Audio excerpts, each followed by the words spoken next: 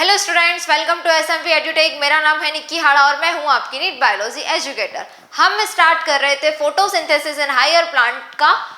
क्या स्टार्ट कर रहे थे? लाइट रिएक्शन हम पढ़ रहे थे और नॉन साइक्लिक ईटीएस हमने अभी सिर्फ आधा अधूरा पढ़ा है, यानी कि फोटो सिस्टम सेकेंड से किस तरह से इलेक्ट्रॉन एक्साइटेड होता है, प्राइमरी इलेक्ट्रॉन एक्सेप्टर के पास जाता है, फिर वो कैसे किसके पास, मोबाइल एज कैरियर के पास जाता है, देन हमारे ट्रांसमेम्ब्रेन प्रोटीन के पास जाता है और फिर लास्ट में फाइनली वो किस तरह से इलेक्ट्रॉन एक्सेप्टर से होते हुए फाइनली किसके पास में, इलेक्ट्रॉन कैरियर के पास पहुंच जाता है। इलेक्ट्रॉन कैरियर से अब हमारा इलेक्ट्रॉन किसके पास जाएगा? फोटो सिस्टम फर्स्ट के पास में।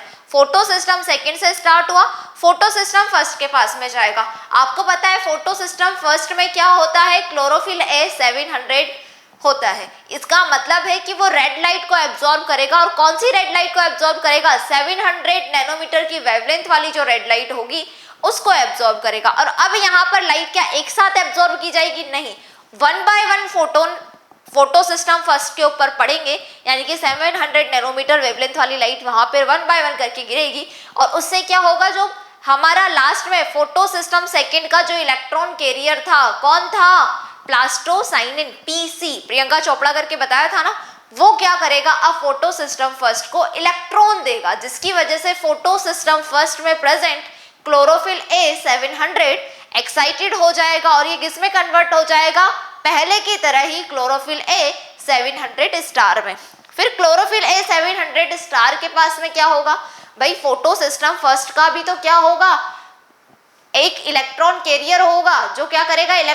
प्राइमरी इलेक्ट्रॉन एक्सेप्टर होगा, प्राइमरी इलेक्ट्रॉन एक्सेप्टर होगा जो इलेक्ट्रॉन को एक्सेप्ट करेगा, क्योंकि अब एक्साइटेड हो चुका है, हाई एनर्जी और लो रेडॉक्स पोटेंशियल स्टेट में जा चुका है आपका इलेक्ट्रॉन। किसके थ्रू? फोटो सिस्टम फर्स्ट के थ्रू। तो वहां पर जो प्राइमरी इलेक्ट्रॉन एक्सेप्टर होता है फोटो सिस्टम फर्स्ट का, वो होता है FRS, जिसका पूरा नाम है फेराडॉक्सिन रिडक्टेज सब्सटेंस।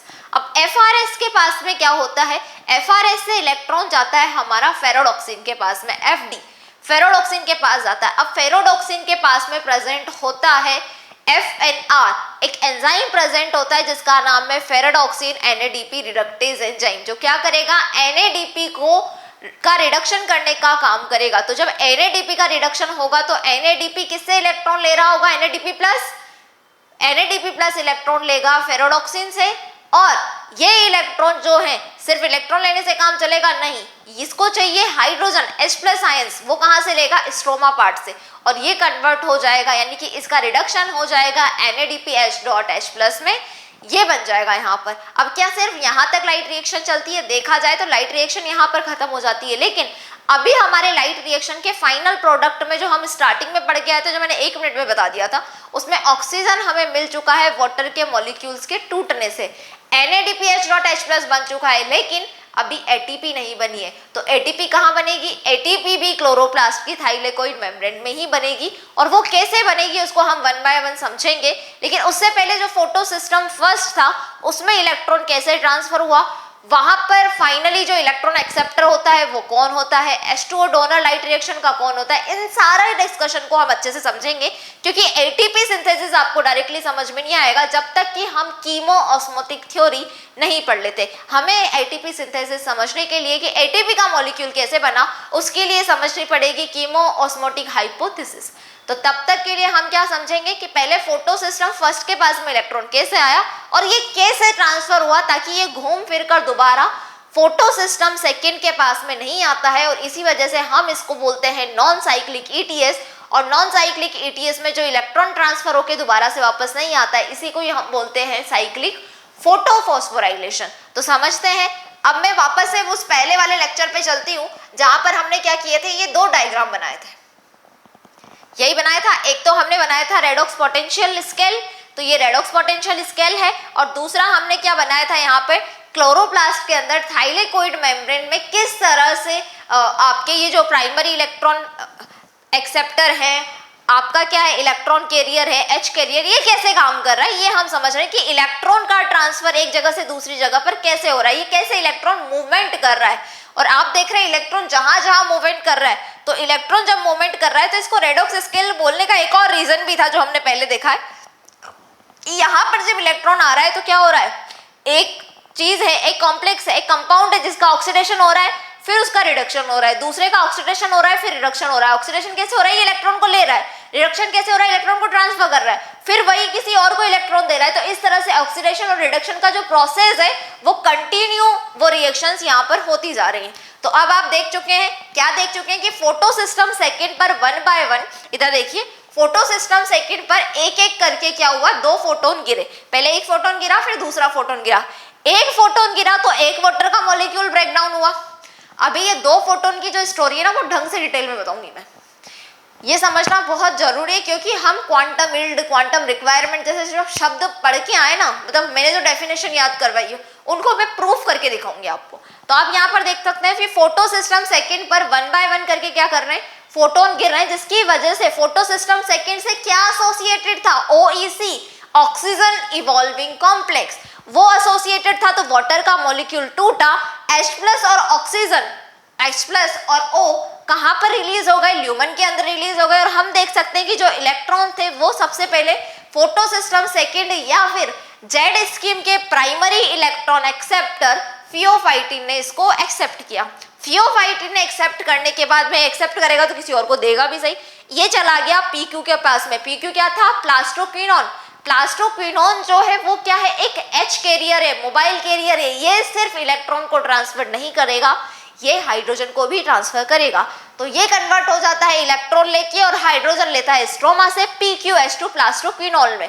अभी तक ये जो प्रोसेस था, फियोफाइटिन और प्लास्टोक्विनोल और फोटोसिस्टम सेकेंड, ये कहाँ पे प्रेजेंट थे? तीनों के तीनों थाइलेकोइड मेम्ब्रेन के आउटर सरफेस पे प्रेजेंट थे। कहाँ पे प्रेजेंट थे? आउटर सरफेस पे, बाहर की तरफ चल रही है प्रोसेस।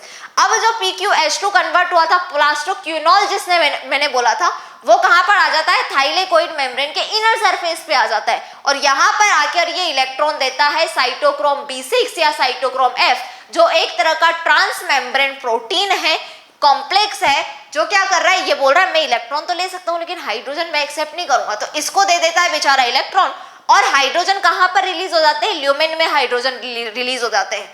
और इस तरह से क्या, स्ट्रोमा से हाइड्रोजन का लेना, स्ट्रोमा से H कैरियर का हाइड्रोजन को लेना और उसको ल्यूमेन में रिलीज करना, इसको हम क्या बोलते हैं? हाइड्रोजन एक्सेप्ट करना स्ट्रोमा से और ल्यूमेन के अंदर, थाइलेकोइड मेम्ब्रेन के अंदर की तरफ स्पेस में इसको रिलीज कर देना, इसको हम बोलते हैं PQ पंप या फिर प्रोटोन पंप। ये भी मैंने आपको समझाया था।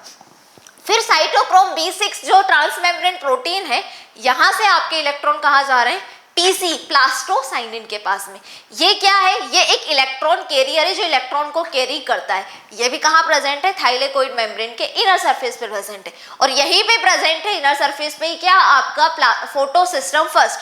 अब ये जो फोटो सिस्टम फर्स्ट है, इसके पास में क्या होगा? इलेक्ट्रॉन जाएगा आपका। इस फोटो सिस्टम फर्स्ट के पास में जब इलेक्ट्रॉन जाएगा, क्या होगा ये देखिए, यहाँ पर मैं डाल रही हूँ बेटा इलेक्ट्रॉन, और मुझे एक बार एक छोटा सा काम यहाँ पे करना पड़ेगा, और उस काम को करने के लिए मैं पिंक कलर ले लेती हूँ। हाँ, तो यहाँ पर इलेक्ट्रॉन दिया गया किसने? PC ने। किसको दिया? ये इलेक्ट्रॉन कैरियर था फोटो सिस्टम सेकेंड का, इसने किसको दिया? फोटो सिस्टम फर्स्ट को। फोटो सिस्टम फर्स्ट को देने के बाद में उसके फोटो सिस्टम फर्स्ट का भी क्या है भाई? प्राइमरी इलेक्ट्रॉन एक्सेप्टर है, जो कौन है? FRS। कौन है बेटा? FRS। तो ये कहाँ पर चले जाएंगे? ये इलेक्ट्रॉन आपके चले जाएंगे किसके पास में? ये इलेक्ट्रॉन यहाँ से पहुंच गए किसके पास में? FRS के पास में। FRS, what is FRS? Ferredoxin reductase substance. अब इस FRS से ये इलेक्ट्रॉन कहाँ पे ट्रांसफर होंगे? आपके FRS से बच्चा ये इलेक्ट्रॉन चले जाएंगे आपके फेरेडॉक्सिन के पास में। कहाँ पर चले जाएगा ये इलेक्ट्रॉन? फेरेडॉक्सिन के पास में, FD।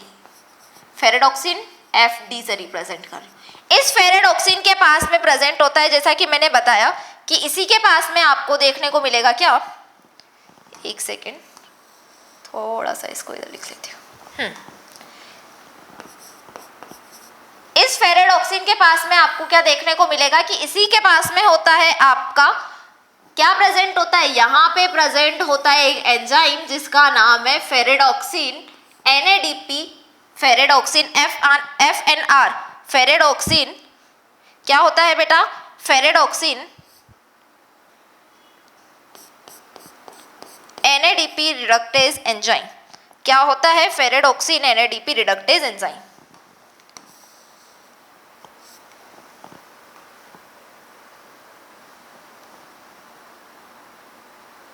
अच्छा, इससे हमने इलेक्ट्रॉन गलत जगह पर दे दिए। एक सेकेंड बेटा,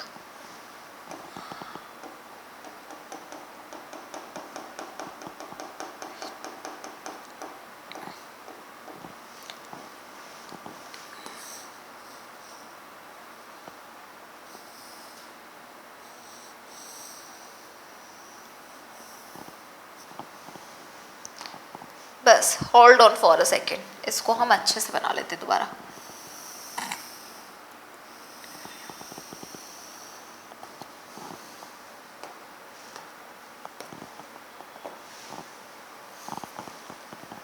FRS से ये इलेक्ट्रॉन किसके पास में जाएंगे? FD के पास में। ये पहुंच गए FD, फेरोडॉक्सिन के पास में क्या हुए? ये इलेक्ट्रॉन ट्रांसफर हो गए। अब फेरेडॉक्सिन से ये इलेक्ट्रॉन कहाँ पर जाएंगे? फेरेडॉक्सिन से ये इलेक्ट्रॉन जा रहे हैं क्योंकि इसके पास में क्या प्रेजेंट है? इसके पास में प्रेजेंट है आपका ये FNR, ferredoxin NADP reductase enzyme क्या प्रेजेंट है, वहां पर ये इलेक्ट्रॉन जाएंगे। तो FNR, ये इलेक्ट्रॉन यहाँ से यहाँ पे मूव हो गए। FNR का फुल फॉर्म तुम्हें पता ही है, मैंने बता रखा है पहले भी, दोबारा लिख देती हूँ। फेरोडॉक्सिन NADP रिडक्टेज। चलिए, फेरेडॉक्सिन NADP रिडक्टेज के पास में क्या होगा? यहाँ पर अब आपका प्रेजेंट है क्या? फेरेडॉक्सिन NADP रिडक्टेज के पास में क्या प्रेजेंट है? इसके पास में प्रेजेंट है आपका NADP+। यहाँ पर क्या होता है? NADP+। अब ये NADP+ क्या करेगा बेटा? NADP+ जो है ये कन्वर्ट होगा NADPH.H+ में। पर कैसे कन्वर्ट होगा? देखो, फोटो सिस्टम फर्स्ट से को किसने इलेक्ट्रॉन दिए? प्लास्टोसाइनिन ने।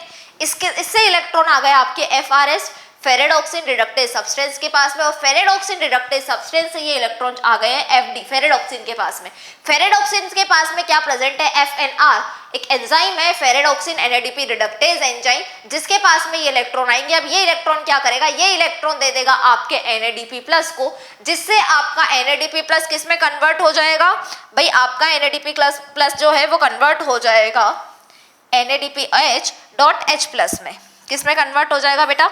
यहाँ पे प्रेजेंट था NADP+, अब ये एंजाइम किसको रिडक्शन करने ही वाली है NADP का, तो ये कन्वर्ट होगा किसमें? NADPH.H+ में। लेकिन अभी सिर्फ इसको क्या मिल रहा है? इलेक्ट्रॉन मिल रहा है, लेकिन इसको हाइड्रोजन चाहिए था। वो कहाँ से मिला? भाई हाइड्रोजन आया इसके पास में, कहाँ से? यहाँ से आया, स्ट्रोमा से हाइड्रोजन दिए गए। इसको क्या दिए गए? हाइड्रोजन दिए गए स्ट्रोमा से। तो ये 2H+ इसने यहाँ से लिए, 2H+ इसको यहाँ से मिले, 2 इलेक्ट्रॉन इसको यहाँ से मिले, और FNR, ferredoxin NADP reductase enzyme की प्रेजेंस में ये किस में कन्वर्ट हो गया? NADPH.H+ में। ठीक है, तो ये समझ में आ गया। अब इसी चीज को हम कहाँ पर मेंशन कर देते हैं बेटा? इसी को हम मेंशन कर देते हैं आपके, एक सेकेंड, इस पे क्या हो गया भाई? डायग्राम कहाँ चला गया बेटा?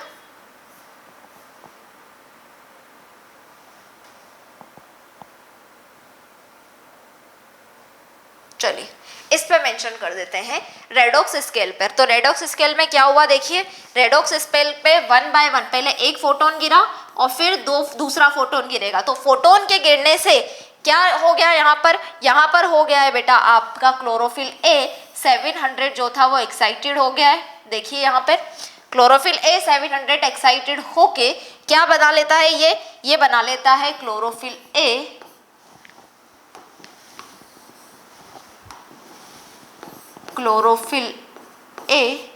700 स्टार में ये कन्वर्ट हो जाता है। यानी कि ये क्या करता है? इलेक्ट्रॉन को लेने के बाद में, PC से इलेक्ट्रॉन को लेने के बाद में, यहाँ से इलेक्ट्रॉन आया क्लोरोफिल A 700 के पास में, ये एक्साइटेड हो गया जैसे ही फोटोन इसके ऊपर गिरा। अब क्या हुआ? लेकिन यहाँ पर आप एक चीज समझ सकते हैं, वाटर जो है H2O जो है उसका फोटोलाइसिस यहाँ पर नहीं होगा, वो सिर्फ फोटो सिस्टम सेकेंड से ही एसोसिएटेड था। OEC, ऑक्सीजन इवॉल्विंग कॉम्प्लेक्स, यानी कि फोटो सिस्टम सेकेंड से एसोसिएटेड था, तो वहां पर ही फोटोलाइसिस ऑफ वाटर होगा। यहाँ पर ऐसा कुछ भी नहीं होगा।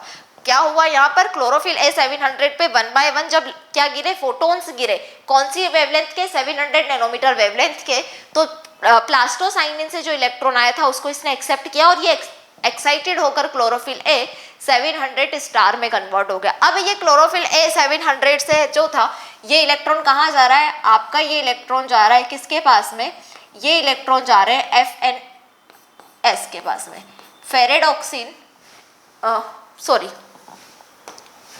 FRS के पास में, फेरेडॉक्सिन रिडक्टेज सब्सटेंस के पास में, यही हुआ था।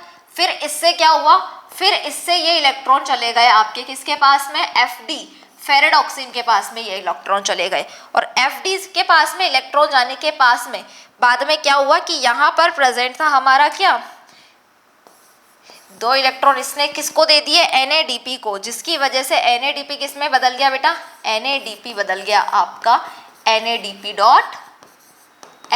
में। और यहाँ पर जो किसकी कमी थी हमें, स्ट्रोमा से हमें क्या मिले हैं, H+ आयंस, तो स्ट्रोमा से क्या हुआ, यहाँ पर आए हैं H+ आयंस, ये 2H+ आयंस यहाँ से आए हैं और इसको दिए गए और NADP किस में कन्वर्ट हो गया, NADPH, एक सेकेंड, NADPH.H+ में, NADPH.H+ में, यही बोला है मैंने भी, डेफिनेटली यही बोला है। अब आप एक चीज समझ सकते हो क्या, कि देखो हमारी एनसीईआरटी बोल रही कि जेड स्कीम में जो इलेक्ट्रॉन है, जेड स्कीम में जो इलेक्ट्रॉन है वो अपहिल से डाउनहिल, देन अपहिल, फिर डाउनहिल, ऐसे जाते हैं कि, तो आप देख सकते हो कि पहले अपहिल हुआ इलेक्ट्रॉन, फिर डाउनहिल पे आ रहा है, यानी कि किसके ऊपर, पहले लो आरपी से हाई एनर्जी में जाने के बाद में लो रोडेक्स, पहले हाई रेडॉक्स पोटेंशियल से लो रेडॉक्स पोटेंशियल की तरफ, फिर लो रेडॉक्स पोटेंशियल से वापस से हाई रेडॉक्स पोटेंशियल की तरफ, फिर हाई रेडॉक्स पोटेंशियल से फिर से लो रेडॉक्स पोटेंशियल, और देन लास्ट में लो रेडॉक्स पोटेंशियल की हाई रेडॉक्स पोटेंशियल की तरफ आ रहा है। तो इसको आप समझ सकते हो कि ये जेड बन रहा है ना इस तरह से, तो ये क्या है आपकी जेड स्कीम। तो क्या बोला है साइंटिस्ट ने कि जेड स्कीम में, आपकी एनसीईआरटी बोलती कि जेड स्कीम में जो इलेक्ट्रॉन का ट्रांसफर होता है वो पहले अपहिल देन डाउनहिल होता है। लेकिन अगर मैं बात करूं ईटीएस साइकिल में, तो ईटीएस साइकिल में आपके इलेक्ट्रॉन का जो ट्रांसफर होता है वो हमेशा डाउनहिल होता है। क्यों? क्योंकि देखिए इलेक्ट्रॉन जो है, मैं आपको एक रफली चीज यहाँ पे समझाती हूँ अलग से कलर लेके, देखिएगा इलेक्ट्रॉन जो है यहाँ पर एनसीईआरटी के अकॉर्डिंग क्या हो रहा है कि भाई हाई आरपी से, हाई रेडॉक्स पोटेंशियल से, यानी कि लो एनर्जी से जैसे ही इसको एनर्जी मिली, इसके ऊपर फोटोन गिरा, ये क्लोरोफिल ए 680 किस में कन्वर्ट हो गया, क्लोरोफिल ए 680 स्टार में कन्वर्ट हो गया, ये चीज बता रहे हैं ये, ठीक है। लेकिन यहाँ पर इलेक्ट्रॉन मिलने से, इलेक्ट्रॉन का एक्साइटमेंट होने की वजह से क्लोरोफिल ए 680 स्टार में हुआ ना, तो क्या यहाँ से यहाँ तक इलेक्ट्रॉन ट्रांसफर हो रहा है क्या? नहीं, इलेक्ट्रॉन के एक्साइटमेंट की वजह से क्लोरोफिल ए 680 स्टार बनाए, लेकिन एनसीईआरटी बोल रही कि यहाँ से यहाँ तक का भी काउंट करो तुम, तो ये जो क्लोरोफिल ए 680 स्टार में कन्वर्ट हुआ है उसको मानो तुम, तो यहाँ से यहाँ फिर आप देख सकते हो ये इधर आ रहा है, फिर इसके बाद में यहाँ पर जा रहा है। तो एनसीईआरटी बोल रही है, क्या बोल रही है कि जेड स्कीम में जो इलेक्ट्रॉन का ट्रांसफर होता है वो कैसा होता है कि पहले अपहिल होता है फिर डाउनहिल होता है। लेकिन मैं बोल रही हूँ कि ईटीएस साइकिल में इलेक्ट्रॉन हमेशा डाउनहिल ही ट्रांसफर होता है। क्यों? क्योंकि यहाँ पर इलेक्ट्रॉन ट्रांसफर शुरू ही यहाँ से हो रहा है, यहाँ तक तो सिर्फ एक्साइटमेंट की वजह से बनाई है स्टार, डाउन इलेक्ट्रॉन का ट्रांसफर यहाँ से शुरू हो रहा है, फिर यहाँ पर रुका, वापस से इलेक्ट्रॉन का ट्रांसफर यहाँ से शुरू हुआ। तो मैं क्या बोल रही हूँ कि इलेक्ट्रॉन का ट्रांसफर हमेशा डाउनहिल होता है, यानी कि लो रेडॉक्स पोटेंशियल से हाई रेडॉक्स पोटेंशियल की तरफ। लेकिन आपकी एनसीईआरटी लिखा हुआ है तो हम कुछ नहीं कर सकते, तो आपको क्या लिखना है, यहाँ पर 2 स्टेटमेंट मैं आपको याद रखने के लिए बोलूँगी और ये आपको याद करने हैं कि ईटीएस में जो है, यहीं पे लिख देते थोड़ा सा इसको छोटा करके, समझ तो तुम जाओगे। ईटीएस में क्या होता है, इलेक्ट्रॉन का जो मूवमेंट होता है, इलेक्ट्रॉन जो मूवमेंट करते हैं, मूवमेंट ऑफ इलेक्ट्रॉन, ईटीएस में मूवमेंट ऑफ इलेक्ट्रॉन क्या होता है, डाउनहिल होता है, यानी कि लो रेडॉक्स पोटेंशियल से हाई रेडॉक्स पोटेंशियल होता है। लेकिन जेड स्कीम में जो इलेक्ट्रॉन का ट्रांसफर होता है या इलेक्ट्रॉन का मूवमेंट होता है वो कैसा होता है, मूवमेंट ऑफ इलेक्ट्रॉन कि हम स्टार वाली चीज़ को भी, स्टार वाले स्टेज को भी काउंट करेंगे और मूवमेंट ऑफ इलेक्ट्रॉन कैसा होगा, पहले अपहिल होगा देन डाउनहिल होगा, तो अपहिल प्लस डाउनहिल होता है। यहाँ तक कोई दुख दर्द समस्या, यहाँ तक कोई दुख दर्द समस्या नहीं होगी भाई, नहीं होगी ना, आई क्या समस्या, नहीं आ रही है। चलिए भाई,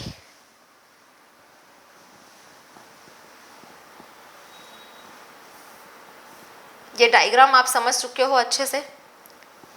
देखिए अब ये जो भी हमने बोला है इसको हम लिखेंगे। अब एक चीज़ मैं बता देती हूँ कि आपको अगर नोट्स बनाने की, ये तो मेरा समझाने का तरीका है, मुझे आपको पढ़ाना है।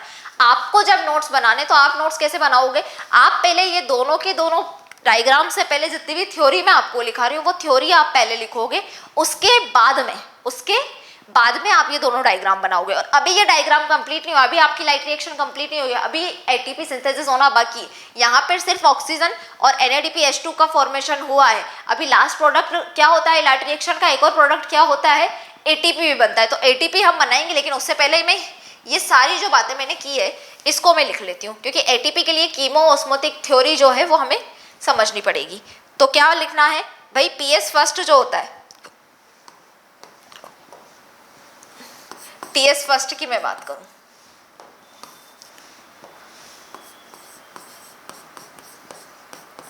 PS फर्स्ट में क्या होता है, primary electron acceptor, primary electron acceptor क्या है, FRS, प्राइमरी इलेक्ट्रॉन एक्सेप्टर है FRS।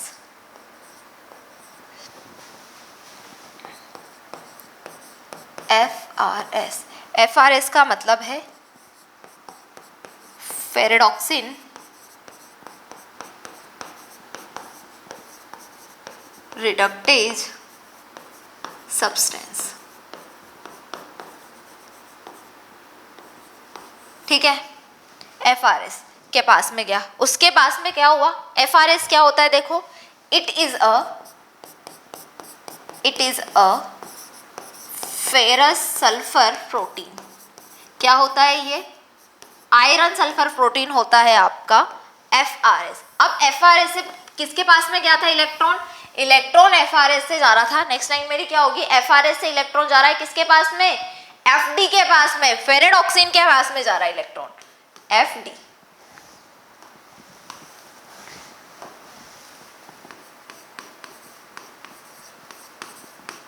फेरेडॉक्सिन। फिर क्या हुआ था, FD के पास में क्या प्रेजेंट था, FNR। क्या प्रेजेंट था, FNR, फेरोडॉक्सिन NADP रिडक्टेज, यानी कि FNR। वहां पर क्या, फेरोडॉक्सिन से इलेक्ट्रॉन, और फिर क्या हुआ भाई, फिर हुआ ये कहां पर लोकेटेड था, is located at stroma side, is located on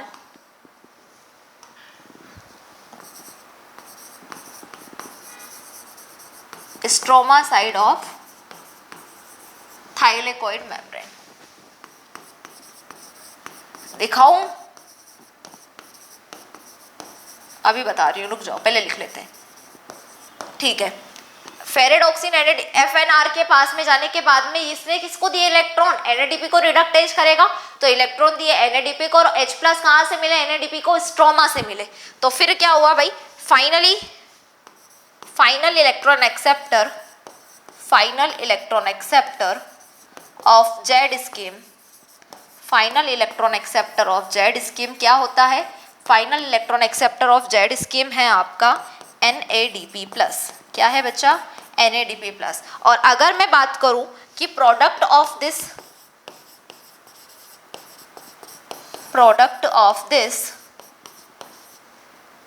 process, इस प्रोसेस के प्रोडक्ट क्या है, तो ATP है, जिसको मैं अभी बना के बता रही हूँ, ATP है। इसके अलावा NADPH.H+ है, NADPH.H+, और एक है आपका O2। ठीक है, अगर अनलिमिटेड इलेक्ट्रॉन डोनर की मैं बात करूं, अनलिमिटेड इलेक्ट्रॉन डोनर या अनलिमिटेड इलेक्ट्रॉन एक्सेप्टर, दोनों की मैं बात करती हूं। अनलिमिटेड इलेक्ट्रॉन डोनर, तो आपके लाइट रिएक्शन में फोटो सिस्टम सेकंड को जो इलेक्ट्रॉन दिए जा रहे हैं वो दोबारा घूम फिर के फोटो सिस्टम सेकंड के पास में नहीं आ रहे हैं, तो इसको क्या करना पड़ेगा, एक्सटर्नल इलेक्ट्रॉन डोनर की नीड होगी। और एक्सटर्नल इलेक्ट्रॉन डोनर जो अनलिमिटेड इलेक्ट्रॉन दे सकता है वो कौन है, यहाँ पे अनलिमिटेड इलेक्ट्रॉन डोनर है आपका वाटर। और जो अनलिमिटेड इलेक्ट्रॉन को एक्सेप्ट कर रहा है, अनलिमिटेड इलेक्ट्रॉन एक्सेप्टर, यहाँ पर एक एक लाइन आपके लिए सोने जैसी है, एक एक लाइन से क्वेश्चन बनता है। Unlimited electron acceptor of light reaction किसके अंदर, नॉन साइक्लिक ईटीएस का अनलिमिटेड इलेक्ट्रॉन एक्सेप्टर है, कौन सा है, NADP+। क्या है बच्चों, NADP+।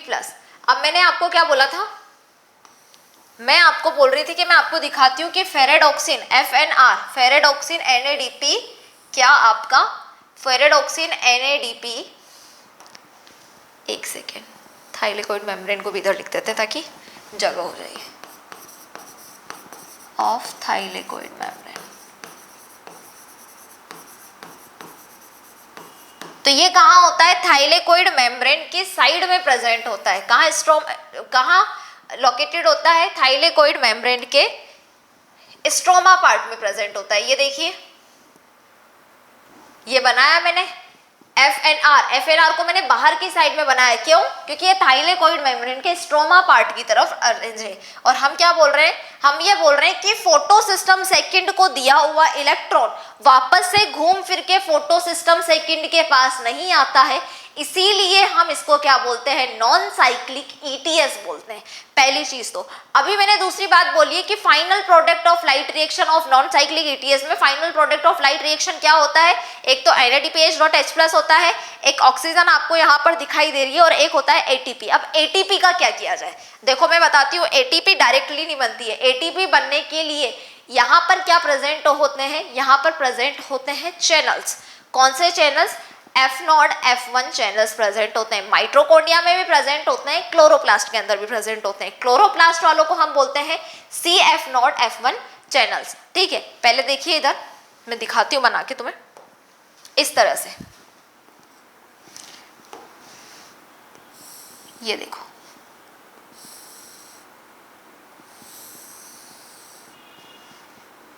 इस तरह से चैनल प्रेजेंट होता है यहाँ पर। ठीक है, ये जो अंदर वाला है इसको मैं क्या बोल रही हूँ, CF0। C इसलिए यूज किया क्योंकि क्लोरोप्लास्ट का इसी तरह का होता है आपके माइटोकॉन्ड्रिया के अंदर।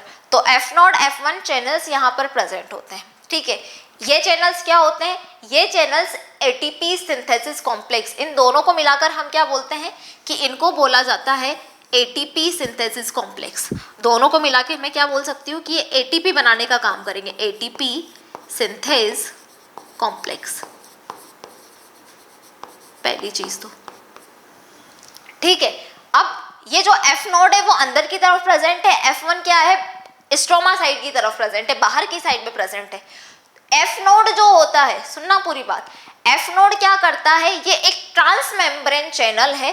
क्या है, ये एक ट्रांस मेम्ब्रेन चैनल है जो क्या करता है, एक तो इसका नेचर होता है कि ये है हाइड्रोफोबिक, इसीलिए अंदर की तरफ प्रेजेंट है। और F1 वाला जो है वो हाइड्रोफिलिक है। और मेन एक्टिविटी किसकी, ATP सिंथेसिस की जो होती है वो किसके पास में होती है, F1 के पास में होती है। अब ये ATP बनेगा कैसे, उसकी चर्चा कर लेते हैं सबसे पहले तो। ये देखिए F0, इन दोनों को मिलाकर अब F0 के बारे में लिख देती हूँ सबसे पहले मैं, कि ये क्या है, एक तो ये है transmembrane channel, transmembrane channel होता है F1।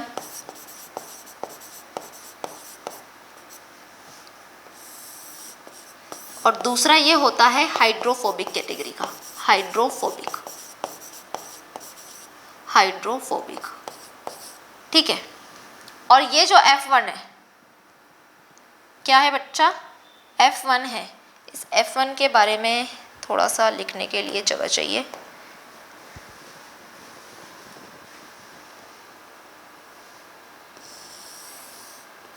F1 के बारे में लिख देती हूँ यहाँ पे कि ये क्या होता है, हाइड्रोफिलिक होता है, हाइड्रोफिलिक पहली चीज़ तो।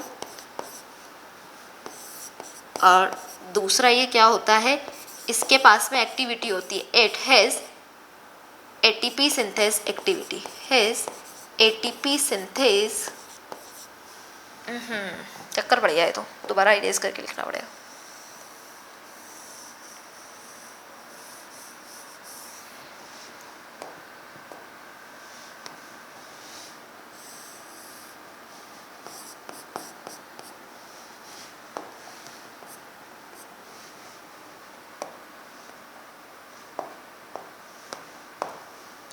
एक सेकेंड बेटा,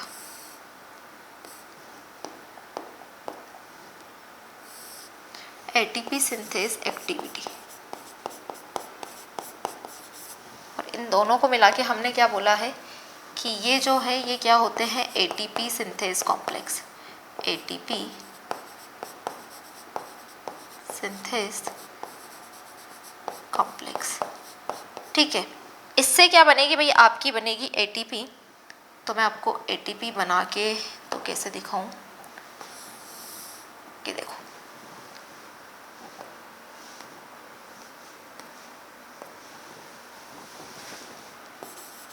एडीपी प्लस फॉस्फेट आयन से बनी आपकी एटीपी।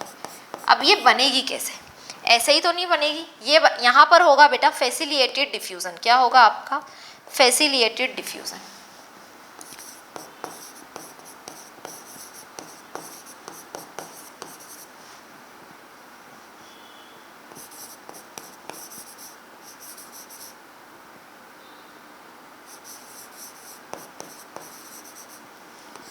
और 4H+ आयन बाहर निकलेंगे। अब वो कैसे निकलेंगे उसको देखिए सबसे पहले तो final product of ATP synthesis, sorry final product of light reaction क्या बताया, NADPH.H+, ऑक्सीजन और एटीपी। अब एटीपी बना कैसे, एटीपी बनने के लिए पहले तो यहाँ पर हम पढ़ेंगे कीमो ऑस्मोटिक थ्योरी। मैं समझा देती हूँ फटाफट से, पहले ये देखिए कीमो ऑस्मोटिक थ्योरी पढ़ेंगे। वो क्यों पढ़ेंगे कीमो ऑस्मोटिक थ्योरी, यानी कि एटीपी बनने के लिए 3 चीजों की जरूरत है। सबसे पहले तो क्या होगा, फोटोलाइसिस ऑफ वाटर होगा। फोटोलाइसिस ऑफ वाटर क्यों हो रहा है भाई, क्योंकि उसके ऊपर लाइट पड़ी है, सारा मसला ही लाइट का है। Light Giri, photolysis of water हुआ, वाटर का मॉलिक्यूल टूटा। वाटर का मॉलिक्यूल जब टूटा तो इससे इलेक्ट्रॉन किसने ले लिया, प्राइमरी इलेक्ट्रॉन एक्सेप्टर ने, और वो आगे ट्रांसफर कर रहा है इलेक्ट्रॉन को। और जो इसके H+ आयन थे, किसके, वाटर के टूटने की वजह से जो H+ आयन थे बने, वो कहां पर रिलीज होगा, ल्यूमेन के अंदर। सेम चीज क्या हो रही है, जब PQ पंप चल रहा है, प्रोटोन पंप या फिर PQ पंप चल रहा है, तब भी उससे लिए गए जो H+ आयन है, H+ आयन किसने लिए, सबसे पहले तो H+ आयन लिए मोबाइल H कैरियर ने, और उसने भी क्या किया, जब वो दे रहा है किसको, ट्रांसमेम्ब्रेन प्रोटीन को आगे इलेक्ट्रॉन, तो वो भी उसके हाइड्रोजन को कहाँ रिलीज कर रहा है, ल्यूमेन के अंदर रिलीज कर रहा है। ठीक है, दूसरी चीज, जब NADP+ को किस में कन्वर्ट होना है, NADPH.H+ में कन्वर्ट होना है, तब भी इसको जो हाइड्रोजन चाहिए थे वो कहां से लिए, इसने स्ट्रोमा से लिए। तो आप देख रहे हो कि स्ट्रोमा से हाइड्रोजन लेने का सब काम कर रहे हैं, लेकिन इसको देने का कोई काम नहीं कर रहा है। तो स्ट्रोमा से हाइड्रोजन, स्ट्रोमा में क्या हो जाएंगे, डिक्रीज ऑफ हाइड्रोजन या फिर डिक्रीज ऑफ प्रोटॉन। स्ट्रोमा के अंदर H+ आयंस जो है वो कम होते चले जाएंगे, जिसकी वजह से क्या होगा, pH भी उसका क्या हो जाएगा, बढ़ जाएगा। और ल्यूमेन के अंदर क्या होगा, हाइड्रोजन आयंस का एक्सेस हो जाएगा, बहुत सारे थाउजेंड्स ऑफ हाइड्रोजन आयन या थाउजेंड्स ऑफ प्रोटॉन्स यहाँ पर अवेलेबल होंगे। तो उससे क्या होगा, आपका प्रोटॉन ग्रेडियंट पंप का फॉर्मेशन होगा। प्रोटॉन ग्रेडियंट पंप बनता है। सबसे पहले क्या बना बच्चा, यहाँ पर बना है आपका pH ग्रेडियंट या प्रोटॉन ग्रेडियंट, pH ग्रेडियंट या फिर इसी को हम बोलते हैं प्रोटॉन ग्रेडियंट। अब ये प्रोटॉन ग्रेडियंट का फॉर्मेशन कैसे हुआ, कैसे आए कि भाई एक तो PQ पंप इसमें हाइड्रोजन डाल रहा है, एक फोटोलाइसिस ऑफ वाटर से यहाँ पर हाइड्रोजन आ रहा है, और एक NADPH2 बनने के लिए जो हाइड्रोजन चाहिए उसकी वजह से क्या हो रहा है, प्रोटॉन ग्रेडियंट पंप का फॉर्मेशन हो रहा है। यानी कि स्ट्रोमा के अंदर हाइड्रोजन आयन कम होते जा रहे हैं और ल्यूमेन के अंदर हाइड्रोजन आयन बढ़ते जा रहे हैं, जिसकी वजह से क्या हो रहा है कि ल्यूमेन में क्या हो रहा है भाई, H+ आयन बढ़ रहे हैं, यानी कि एसिडिक मीडियम बढ़ रहा है। तो pH क्या हो रही है, इसकी जो pH है वो कम होती जा रही है और लो pH हो रहा है। और लो pH कितनी हो गई है, 5। क्यों, क्योंकि यहाँ पर H+ आयन जो है वो बढ़ रहे हैं। और स्ट्रोमा पार्ट में क्या हो रहा है, स्ट्रोमा पार्ट में हो रही है हाई pH। हाई pH का मतलब क्या है कि वहां पर एसिडिक मीडियम जो था वो कम होता जा रहा है। क्यों, क्योंकि H+ आयंस कम हो रहे हैं। तो यहाँ पर क्या हो रहा है, हाई pH हो रहा है। हाई pH कितनी हो रही है, यहाँ पर ऑलमोस्ट 9 तक जा रही है हाई pH, 7 या 9 तक जा रही है बच्चा। 8 तक जा रही है, 7, 9, 8 तक जा रही है, हाई पीएच हो रही है। क्यों? क्योंकि H+ जो आयंस थे वो डिक्रीज हो रहे हैं। ठीक है, अब क्या हुआ, अब बहुत सारे H+ आयन अंदर इकट्ठे हो गए, बाहर की तरफ कम हो रहे हैं, बाहर की तरफ H+ आयंस कम हो रहे हैं और अंदर की तरफ ज्यादा हो रहे हैं, यानी कि जो कंसंट्रेशन ऑफ पीएच था वो चेंज हो गया। डेवलपमेंट ऑफ पीएच हुआ अंदर की, sorry, development of H+ ions किसके अंदर हुआ? ल्यूमेन के अंदर, और बाहर की तरफ डिक्रीज ऑफ H+ आयन होने से दोनों जो आपकी थाइलेकोइड मेम्ब्रेन थी उसमें अंदर और बाहर की तरफ क्या हुआ, H+ आयंस का जो कंसंट्रेशन था वो डिस्टर्ब हो गया। H+ आयन का अब कंसंट्रेशन डिस्टर्ब हो गया तो वापस से बैलेंस भी करना है। वापस से बैलेंस करने के लिए क्या होगा कि यहाँ पर ये जो पीएच ग्रेडियंट या प्रोटोन ग्रेडियंट जो पंप था इसका ब्रेकडाउन होगा। इसका ब्रेकडाउन होने का मतलब है कि फैसिलिटेटेड डिफ्यूजन होगा। क्या होगा बेटा? फैसिलिटेटेड डिफ्यूजन होगा, जिसकी वजह से अब यहाँ से जो H+ आयन थे वो क्या, पैसिवली, एनर्जी नहीं चाहिए उनको जाने के लिए, पैसिवली, एक्टिवली नहीं जाएंगे, पैसिवली जाएंगे, यानी कि फैसिलिटेटेड डिफ्यूजन होगा। और ये क्या करेंगे, पैसिवली जाएंगे अंदर से बाहर की तरफ, और बाहर की तरफ क्या होंगे, ये फटाफट से जाएंगे, जल्दी से अंदर से बाहर की तरफ जा रहे होंगे, जिसकी वजह से ये F0 F1 कॉम्प्लेक्स जो था, F0 F1 जो चैनल थे, इसका क्या होगा, कॉन्फ़िगरेशन चेंज होगा। क्या चेंज होगा? इनका कॉन्फ़िगरेशन चेंज होगा, यानी कि अब ये घूमेंगे। जब ये घूमेंगे तो ये एटीपी सिंथेसिस के लिए क्या होंगे, एक्टिव होंगे। तो क्या सिर्फ इसीलिए एक्टिव होंगे? नहीं, साथ में आप यहाँ पर देख रहे हो कि यहाँ पर H+ आयन बढ़ते जा रहे हैं, बाहर की तरफ जाते जा रहे हैं, H+ आयन बढ़ रहे हैं, बाहर की तरफ जा रहे हैं। ऐसा क्यों हो रहा है? H+ आयन क्यों बढ़ रहे हैं? क्योंकि इलेक्ट्रॉन को एक्सेप्ट किया जा रहा है। Primary electron acceptor electron accept करना बंद नहीं करेगा ना, वो तो कंटिन्यू लेता रहेगा, H+ छोड़ता रहेगा और बाहर कंटिन्यू जाते रहेंगे। तो यहाँ पर आप देख रहे हैं हर एक स्टेप पे फियोफाइटिन इलेक्ट्रॉन ले रहा है तो उसका रिडक्शन हो रहा है, लेकिन फियोफाइटिन आगे इलेक्ट्रॉन ट्रांसफर कर रहा है तो उसका क्या हो रहा है, ऑक्सीडाइजेशन भी हो रहा है। हर एक स्टेप पे रिडक्शन ऑक्सीडाइजेशन का प्रोसेस बन रहा है, होता जा रहा है, जिसकी वजह से क्या हो रहा है, यहाँ पर एनर्जी की रिक्वायरमेंट है। अब एनर्जी की रिक्वायरमेंट है तो ये F0 F1 जो कॉम्प्लेक्स था, इसका ये जो चैनल था, इसका कॉन्फ़िगरेशन चेंज हुआ, क्योंकि बराबर क्या हो रहा है, H+ आयन भी बाहर जल्दी जाते जा रहे हैं, जिसकी वजह से ये चैनल घूम रहे हैं। ये चैनल घूम रहे हैं तो एटीपी सिंथेसिस जो कॉम्प्लेक्स था ये क्या हो रहा है, एक्टिव हो रहा है। एक्टिव हो रहा है तो भाई F0 का तो कोई काम है ही नहीं, ये तो ट्रांसमेम्ब्रेन चैनल है, इसके थ्रू होते हुए बाहर H+ आयन जाएंगे। किसके थ्रू? ट्रांसमेम्ब्रेन चैनल के थ्रू H+ आयन बाहर की तरफ जाएंगे। तो ये जो F0 है, क्या है आपका F1, यानी कि सॉरी F1 है आपका, ये क्या करेगा, अब एक्टिवली एटीपी को सिंथेसिस करने का काम करेगा। यानी कि एक एटीपी मॉलिक्यूल के बनने के लिए हमें कितने चाहिए, 4 H+ आयन जब इस मेम्ब्रेन से, ल्यूमेन से अंदर की तरफ, अंदर से बाहर की तरफ जाएंगे, जब फैसिलिटेटेड डिफ्यूजन होगा, कितने H+ आयंस का, 4 H+ आयन का, तो एक एटीपी का मॉलिक्यूल बनेगा। यहां तक आई बात समझ में? पहली बात। दूसरी चीज मैं आपको जो समझाना चाहती हूं उसको देखो। मैं दूसरी बात आपको क्या बता रही हूं यहां पर, भाई क्या बताना था, देखो इधर प्रोटॉन पंप और ये सारी चीजें हो चुकी हैं। हाँ, दूसरी चीज मैं ऑक्सीजन के बारे में डिस्कस कर रही थी। यहाँ पे जो रिलीज हो रहा है वो O रिलीज हो रहा है, O2 रिलीज नहीं हुआ। तो ये जो आपने लिया है एक वाटर का मॉलिक्यूल, आप एक वाटर का मॉलिक्यूल क्यों ले रहे हो? एक वाटर का मॉलिक्यूल कब टूटा है, जब एक फोटोन ऑफ लाइट इस पे गिरी है, एक फोटोन ऑफ लाइट गिरी है तो एक वाटर का मॉलिक्यूल ब्रेक डाउन हुआ है। मैंने यहाँ पर कितनी फोटोन ऑफ लाइट गिराई है, 2 फोटोन ऑफ लाइट गिराई है, यानी कि 2 वाटर के मॉलिक्यूल क्या हो रहे हैं, यहाँ पर ब्रेक डाउन हो रहे हैं, और वो इलेक्ट्रॉन 1 बाय 1 करके पास हो रहा है पीएच सेकंड में। तो यहाँ पर 2 जब मैं फोटोन लाइट गिराऊंगी तो 2 वाटर के मॉलिक्यूल जब टूटेंगे तो 2 वाटर के मॉलिक्यूल टूटने की वजह से यहाँ पर क्या होगा, O रिलीज नहीं होगा, O2 रिलीज होगा। और हमें तो यही तो हम बोल रहे हैं कि लाइट रिएक्शन के जो फाइनल प्रोडक्ट होते हैं वो क्या होते हैं, NADPH2, ATP और O2 होते हैं। ठीक है, अब हमने बात की थी क्वांटम रिक्वायरमेंट की। किसकी बात की थी? क्वांटम रिक्वायरमेंट की। क्वांटम रिक्वायरमेंट में हमने क्या बोला था? क्वांटम रिक्वायरमेंट में हम बोल रहे थे कि एक quanta of light, 8 quanta of light, 8 quanta of light मिलकर क्या करती है, एक O2 का मॉलिक्यूल रिलीज करती है। तो आप सोच रहे होंगे कि 8 क्वांटा ऑफ लाइट कैसे हुआ? सोचो भाई, डबल करो ना, 2 quanta of light pH second पर गिर रही है, 2 क्वांटा ऑफ लाइट कहाँ गिरा रही हूँ मैं, पीएच फर्स्ट पे गिरा रही हूँ। कितनी गिरा रही हूँ? 2 क्वांटा ऑफ लाइट पे गिरा रही हूँ पीएच फर्स्ट पे, तो 4 क्वांटा ऑफ लाइट गिर गई।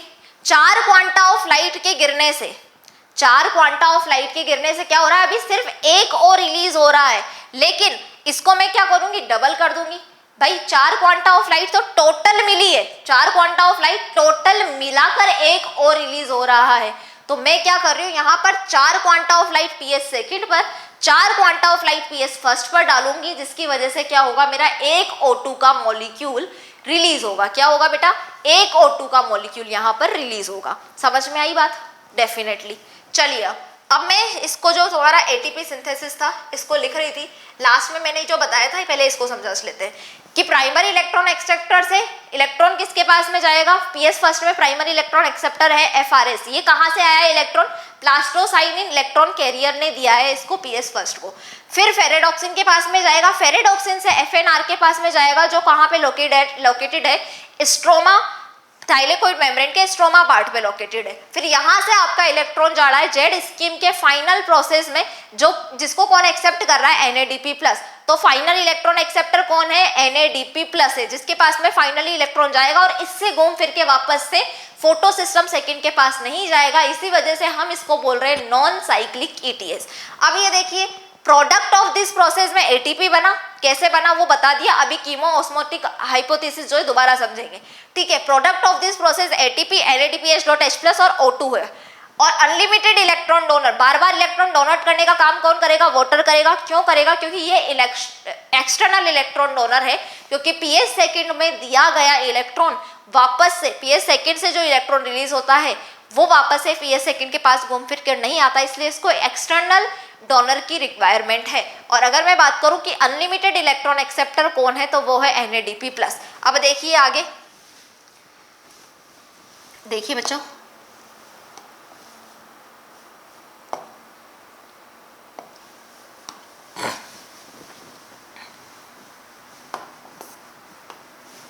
इधर देखिए, इलेक्ट्रॉन कहां से इजेक्युलेट होता है, electron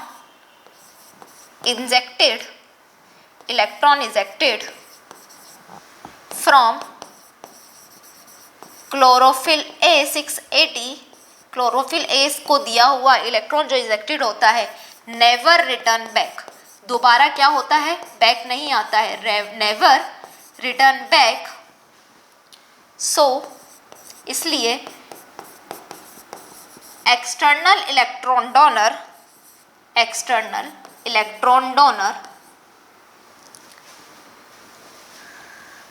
H2O is required। External electron donor की जरूरत होती है। क्यों जरूरत होती है, क्योंकि क्लोरोफिल A680 को यानी कि पीएस सेकंड को जो इलेक्ट्रॉन दिया जाता है वो दोबारा वापस से नहीं आता है। और हम बोल रहे हैं कि PS first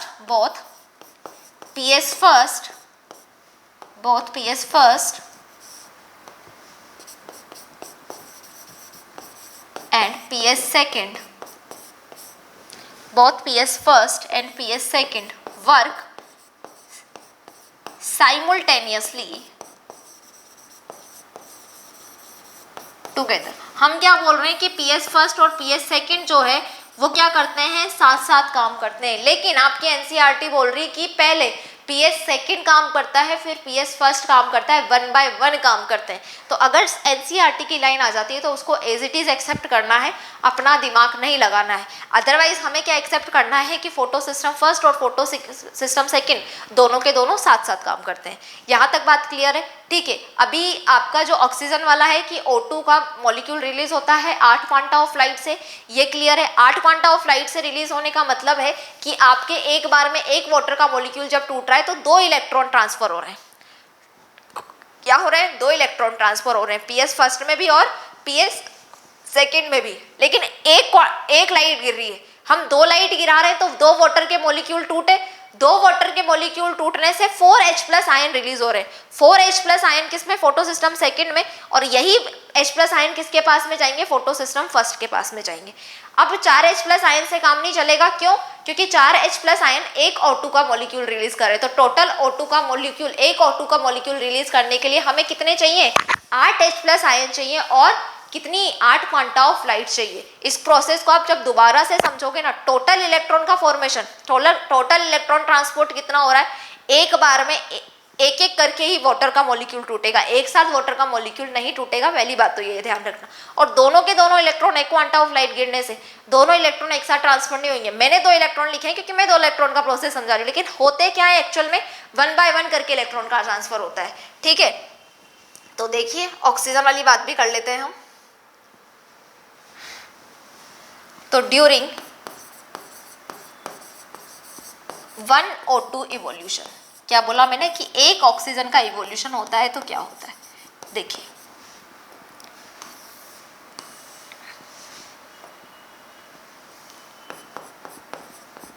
net photolysis of water, total कितना फोटोलाइसिस ऑफ वाटर हुआ, तो नेट फोटोलाइसिस ऑफ वाटर कितना होता है, 2 वाटर मॉलिक्यूल अकर। भाई 2 वाटर के मॉलिक्यूल टूटेंगे, ठीक है, 2 वाटर के मॉलिक्यूल, एक वाटर का मॉलिक्यूल टूटेगा तो एक NADP प्लस बनेगा, 2 वाटर के मॉलिक्यूल टूटेंगे तो कितने NADP प्लस बनेंगे, 2 NADP प्लस बनेंगे। ठीक है, तो सिंथेसिस ऑफ 2 वाटर के मॉलिक्यूल्स टूटने से क्या हुआ, synthesis of 2 molecules of NADPH dot H plus, 2 molecule बने किसके, NADPH डॉट H प्लस के। देखिए फिर क्या हुआ, फिर हुआ accumulation of 8H plus in thylakoid membrane. अभी समझा रही हूँ मैं कि क्या बोल रहा है ये कि 8H प्लस आयन का क्या हुआ, अक्यूमुलेशन हुआ किसके अंदर, थाइलेकोइड मेम्ब्रेन के अंदर। कैसे हुआ कि भाई 2 वाटर के मॉलिक्यूल टूट रहे तो कितने, 4H प्लस आयन रिलीज हुए, 2 वाटर के मॉलिक्यूल टूटने से कितने, 4H प्लस आयन रिलीज हुए। ये 4H प्लस आयन जो थे वो तो पहले कहाँ रिलीज हुए, ल्यूमेन में रिलीज हुए। अब ये 4 इलेक्ट्रॉन भी दे रहे हैं, किसको दे रहे हैं 4 इलेक्ट्रॉन, ये भाई PQ को देंगे ना, किसके थ्रू, थियोफाइटिन के थ्रू PQ को दिए गए। PQ क्या है, सिर्फ इलेक्ट्रॉन कैरियर नहीं है, H प्लस कैरियर भी है, वो भी 4H प्लस आयन कहाँ से लेगा, स्ट्रोमा से लेगा। तो 4H प्लस कहाँ से रिलीज हुए, 8H plus total thylakoid membrane में रिलीज हो रहे हैं, अक्यूमुलेशन हो रहे हैं। तो 4H प्लस तो 2 वाटर के मॉलिक्यूल के टूटने से, 2 वाटर के मॉलिक्यूल के टूटने से 4H प्लस आयन, और 4H प्लस जो बचे हुए हैं वो कहाँ से आए, प्रोटॉन पंप से। तो टोटल 2 वाटर के मॉलिक्यूल टूटने में कितने, 8H प्लस आयन कहाँ पर रिलीज किए जा रहे हैं, 8H plus ion thylakoid membrane में एक्यूमुलेट हो रहे हैं। तो accumulation of 8H plus ion in thylakoid membrane, thylakoid membrane नहीं, थाइलेकोइड ल्यूमेन, इन थाइलेकोइड ल्यूमेन। चलो भाई लिख देती हूँ यहाँ पर 4H plus from photolysis of water,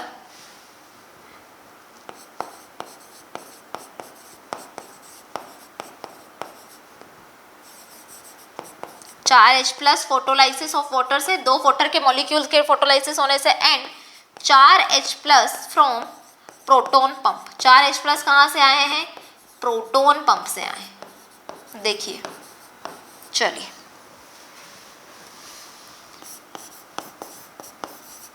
absorption of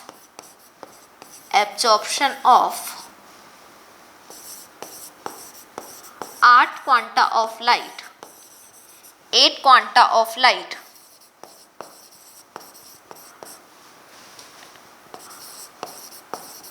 four quanta कहाँ पर, 4 quanta on each photo system.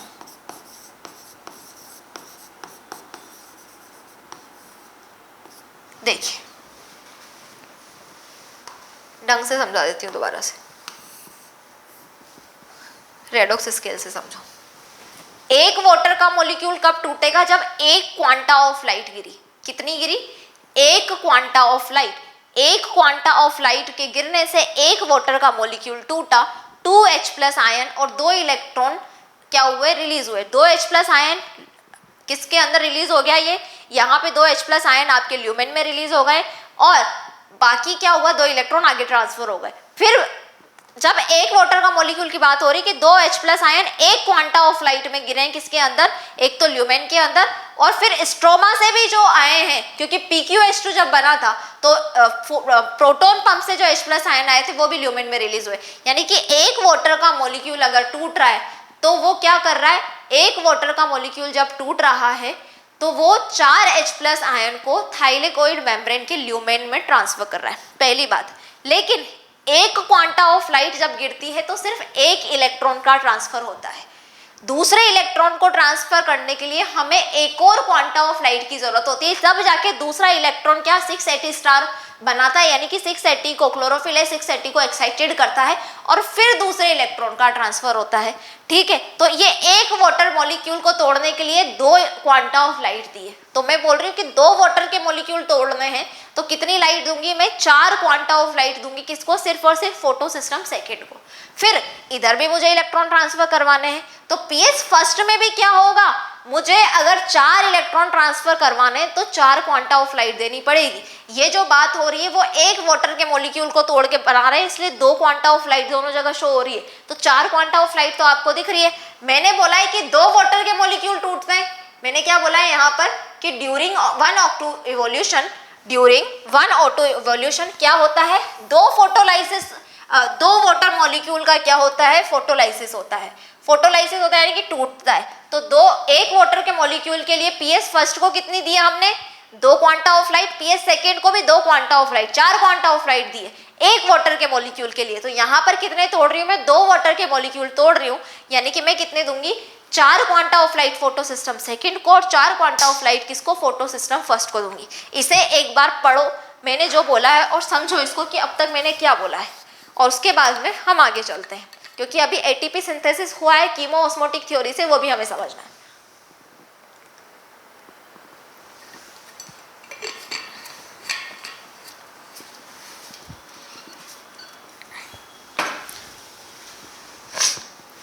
समझ में आया? अब पढ़ते हैं कीमो ऑस्मोटिक थ्योरी।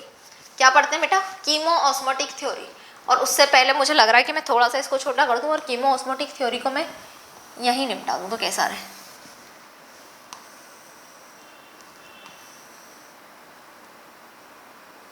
चलिए,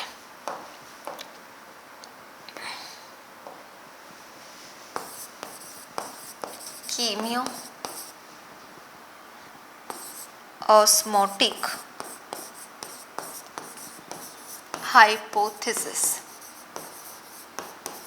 कीमो ऑस्मोटिक हाइपोथेसिस से हमें क्या पता चलने वाला है कि एटीपी सिंथेसिस कैसे होता है। हम तो पहले ही बना के आए, लेकिन समझना यहाँ पर है, मैंने बताया था कि समझ में यहीं से आएगा।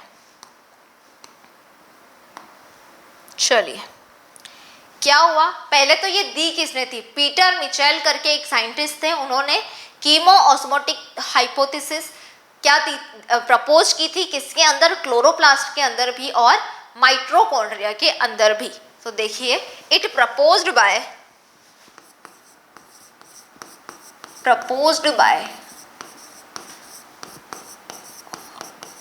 पीटर मिचेल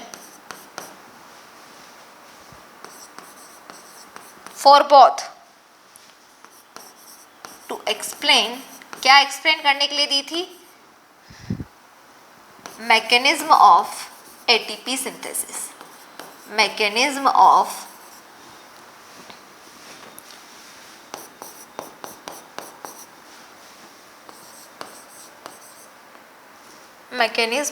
एटीपी सिंथेसिस या एटीपी फॉर्मेशन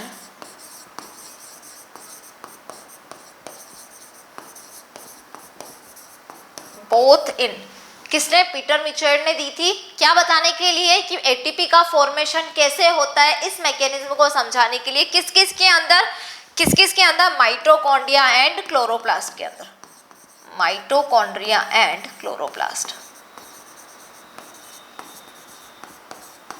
दोनों को के अंदर किसने बताई थी, पीटर मिचेल ने बताई थी। ठीक है, अब क्या होता है देखिए, according to this hypothesis,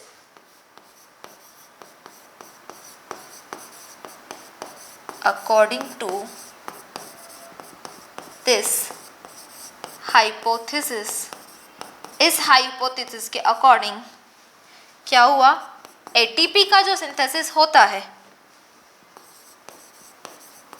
ATP synthesis occur due to pH gradient, due to development of proton gradient, due to development of proton gradient.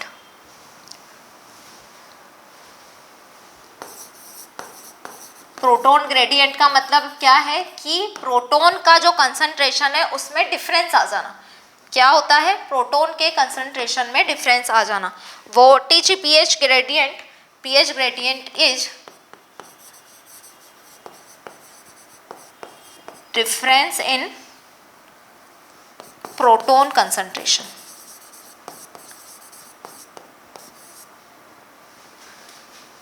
कहाँ पे? across the thylakoid membrane, lumen में और स्ट्रोमा के अंदर। इन केस ऑफ, ये chloroplast की बात हो रही है। किसकी बात हो रही है बेटा? क्लोरोप्लास्ट की। प्रपोज तो दोनों के लिए की थी, माइटोकॉन्ड्रिया और क्लोरोप्लास्ट के लिए पीटर मिचेल ने क्या मैकेनिज्म किसकी? एटीपी सिंथेसिस की। लेकिन हम जो यहाँ पर डिस्कस करने वाले हैं वो सिर्फ और सिर्फ क्लोरोप्लास्ट में डिस्कस करने वाले हैं। क्या बोला है हमने कि इस हाइपोथेसिस के अकॉर्डिंग एटीपी सिंथेसिस क्यों होता है? क्योंकि यहाँ पर क्या हो जाता है? डेवलपमेंट हो जाता है प्रोटीन ग्रेडियंट का। कहाँ पे? क्लोरोप्लास्ट की जो थाइलेकोइड मेम्ब्रेन है उसमें। प्रोटीन ग्रेडियंट क्या होता है कि प्रोटॉन का जो कंसंट्रेशन होता है उसमें डिफरेंस हो जाना। हम देख रहे हैं ना, स्ट्रोमा में कम होता जा रहा है, ल्यूमेन के अंदर बढ़ता जा रहा है। अब मैं बात कर रही हूँ क्या कि proton gradient develop due to 3 reasons. 3 reasons की वजह से प्रोटॉन ग्रेडियंट क्या होता है? डेवलप होता है। तो proton gradient develops due to, किसकी वजह से? देखिए इधर 3 रीजन है, number 1, 2 and 3। Number 1, photolysis of water. Photolysis of water.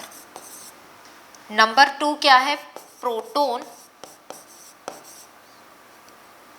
Pump की वजह से, प्रोटॉन पंप या एच कैरियर की वजह से। अभी ये तीनों डिस्कस किए मैंने। और लास्ट में क्या है?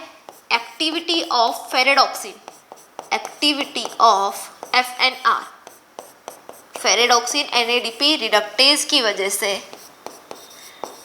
दैट हेल्प इन, जो क्या करता है?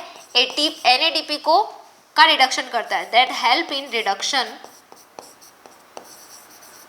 Of NADP+। 3 रीजन से क्या होता है? प्रोटॉन ग्रेडियंट का फॉर्मेशन होता है। पहली बात, प्रोटॉन ग्रेडियंट का फॉर्मेशन जब होता है तो उसकी वजह से क्या होता है? एटीपी का सिंथेसिस होता है। प्रोटॉन ग्रेडियंट कैसे हुआ? पहले तो हुआ कि फोटोलाइसिस ऑफ वाटर। हम देख रहे थे वाटर का मॉलिक्यूल टूट रहा है और H+ आयन कहाँ रिलीज हो रहे हैं? ल्यूमेन के अंदर। दूसरा रीजन है एच कैरियर या फिर प्रोटॉन कैरियर। प्रोटॉन पंप की वजह से PQ, प्लास्टोक्विनोन जो है PQH2 में कन्वर्ट हो रहा था प्लास्टोक्विनोल में, तो वो क्या कर रहा था? साइटोक्रोम B6 या साइटोक्रोम F कॉम्प्लेक्स को जो इलेक्ट्रॉन दे रहा था वो H+ आयन तो ले नहीं रहा था साइटोक्रोम B6, तो इलेक्ट्रॉन दे रहा था साइटोक्रोम B6 को और H+ आयन कहाँ रिलीज कर रहा था? स्ट्रोमा से ले लेके ल्यूमेन के अंदर। तो क्या हो रहा है? 2 रीजन तो ये हो गए। तीसरा रीजन, जो NADP+ था उसको कौन? NADP+ को FNR, ferredoxin NADP reductase enzyme क्या कर रहा है? NADPH.H+ में क्या कर रहा है? कन्वर्ट कर रहा है, यानी कि रिडक्शन कर रहा है उसका।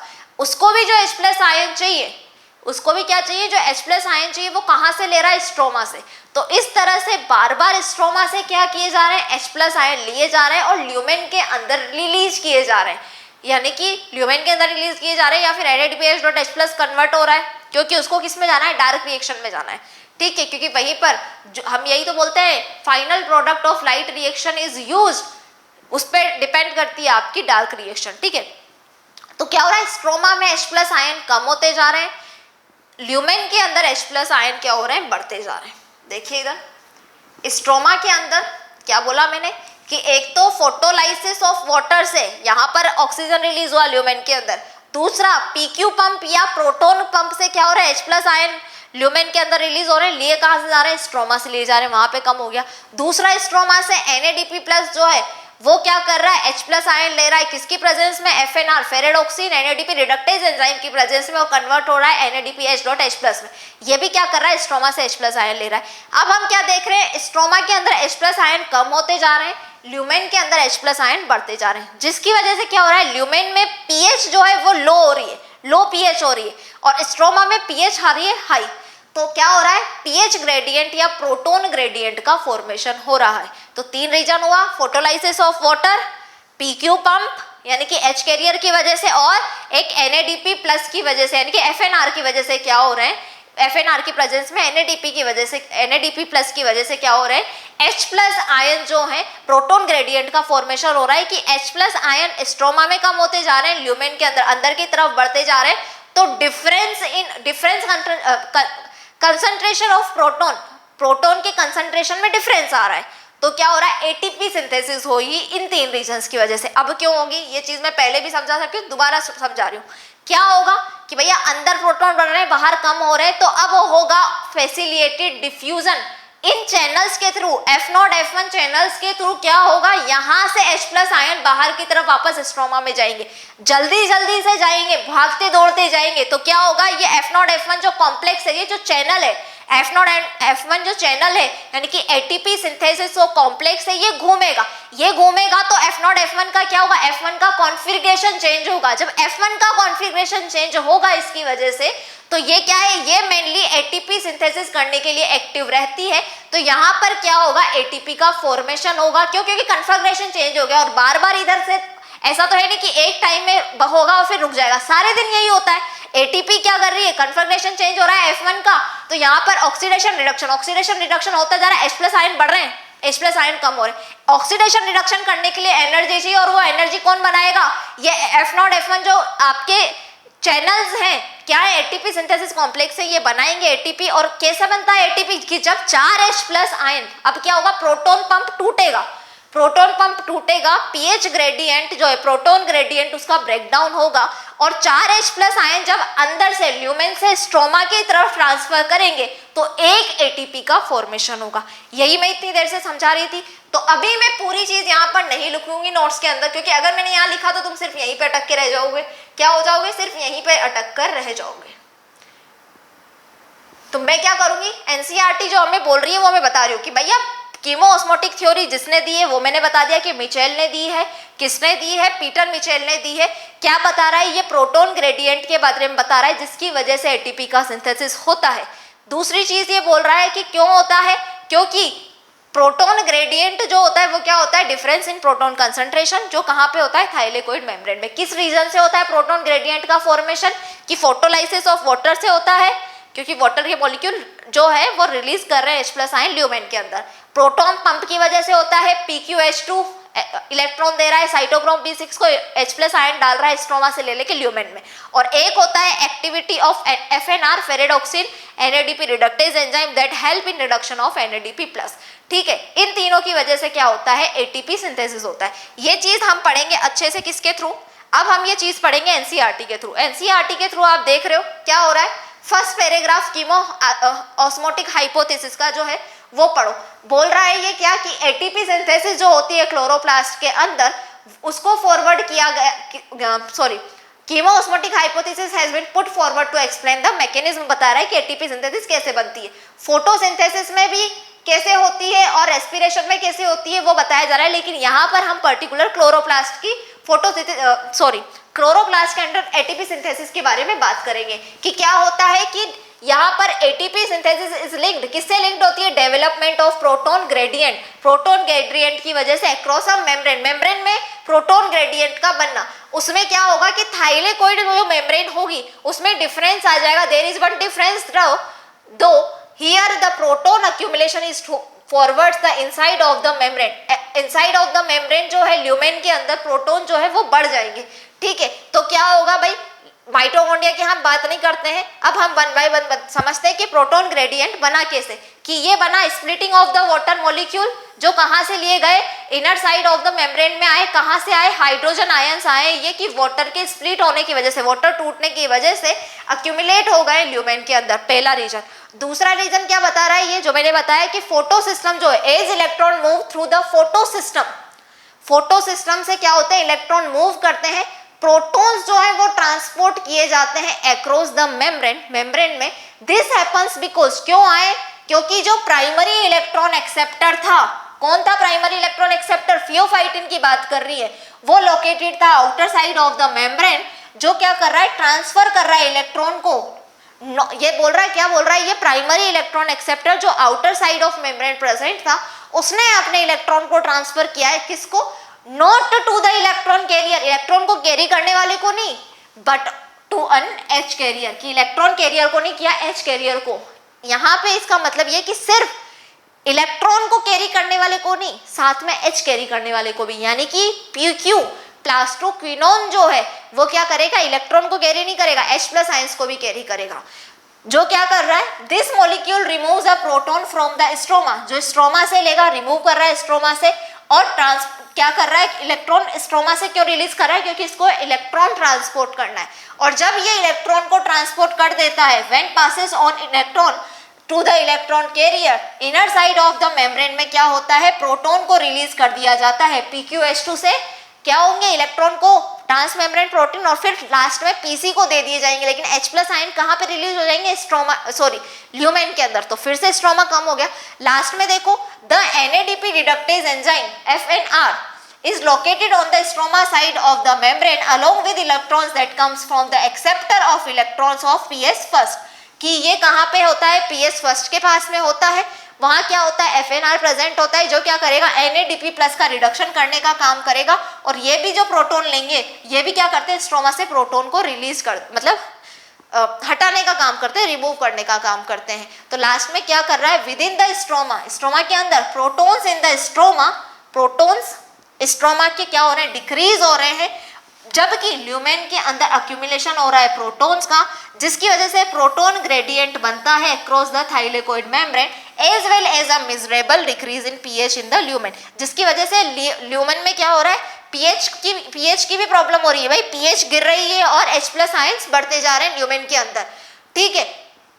अब क्या हो रहा है, दिस ग्रेडियंट, भाई इंटरेस्टिंग क्या है इसमें, कि इस यहाँ पे इंपॉर्टेंट ये है कि इसका क्या होगा, अब ब्रेकडाउन होगा, that leads to the synthesis of ATP, इसके ब्रेकडाउन की वजह से क्या होगा, आपके ATP का सिंथेसिस होगा, क्यों, क्योंकि the gradient is broken down due to the movement of proton across the membrane to the stroma through the transmembrane, कि क्या हो रहा है कि ATP सिंथेसिस कब हो रहा है, जब pH ग्रेडियंट बन गया, अब pH ग्रेडियंट का ब्रेकडाउन हो रहा है। पहले तो हमने ये समझा इस थ्योरीसिस में, हाइपोथेसिस में, कि pH ग्रेडियंट जो है वो बना कैसे था, बना कैसे, तो तीन रीजन देख लिए। सबसे पहला reason splitting of water, second reason क्या था, फोटो सिस्टम की वजह से, यानी कि प्रोटॉन पंप की वजह से, PQ पंप की वजह से, और तीसरा रीजन था FNR, ferredoxin NADP reductase enzyme, जो NADP प्लस का रिडक्शन कर रही थी। इनकी वजह से क्या हुआ कि H प्लस आयन स्ट्रोमा में कम हुए, ल्यूमेन के अंदर बढ़ गए, यानी कि difference of concentration of proton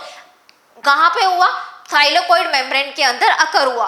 और फिर इसका क्या हुआ कि ये जो pH ग्रेडियंट था, प्रोटॉन ग्रेडियंट था, ये टूटेगा तो ATP का सिंथेसिस होगा। कैसे होगा, ऑक्सीडेशन हो रहा है, पहले रिडक्शन हो रहा है, ऑक्सीडेशन हो रहा है, रिडक्शन हो रहा है, एनर्जी चाहिए भाई उसके लिए, और 4 H प्लस आयन के बाहर रिमूव करने की वजह से एक ATP का फॉर्मेशन हो रहा है। यहाँ तक कोई समस्या नहीं है। तो यहाँ पर हमारा कंप्लीट हुआ है अभी सिर्फ नॉन साइक्लिक ETS, जिसमें हमने क्या देखा, लाइट रिएक्शन के नॉन साइक्लिक ETS में कि pH सेकेंड यानी कि क्लोरोफिल A680 को जो इलेक्ट्रॉन दिए जाते हैं वो घूम फिर के वापस से जो इजेक्टेड होते हैं वो pH सेकेंड के पास नहीं आते, इसलिए हम इसको नॉन साइक्लिक ETS बोलते हैं। प्रोडक्ट क्या क्या बना है, NADPH2 यानी कि NADPH.H+, ATP एंड O2 यहाँ पर बना है। कैसे बना, O2 का इवोल्यूशन कैसे हुआ, 8 क्वांटा ऑफ लाइट किस तरह से काउंट हुई, ये पता होना चाहिए। Final electron acceptor, electron donor कौन है, pH फर्स्ट का प्राइमरी इलेक्ट्रॉन एक्सेप्टर कौन है, pH सेकेंड का प्राइमरी इलेक्ट्रॉन एक्सेप्टर कौन है, फाइनल जो इलेक्ट्रॉन कैरियर है वो कौन है, ये सारे शब्द आपको पता होना चाहिए। पूरा साइकिल आपसे थ्योरी में नहीं पूछा जाएगा, स्टेटमेंट दे सकता है, लेकिन जो 1 to 1 में क्वेश्चन आएंगे वो सारी उन लाइन से आएंगे जो मैंने आपको यहाँ पर लिखाई है। यानी कि मैंने बोला है ना कि ये जो 2-3 चीजें हैं ये आपके लिए एक एक लाइन क्या है, यहाँ पर सोना है। दूसरी चीज आप ये समझ लो गोल्ड है आपके लिए। दूसरी चीज आप ये समझ लो, जब भी आप इस साइकिल को बना रहे होंगे तो पहले आपको पूरी थ्योरी लिखनी है, उसके बाद में ये पूरे दोनों के दोनों साइकिल कंप्लीटली आप बनाएंगे। अब हम बात करते हैं लाइट रिएक्शन को एंड करते हैं, यानी कि खत्म करते हैं लाइट रिएक्शन का एंड हम बढ़ाते हैं कि नॉन साइक्लिक ईटीएस हमने पढ़ लिया। अब हम पढ़ेंगे साइक्लिक ईटीएस।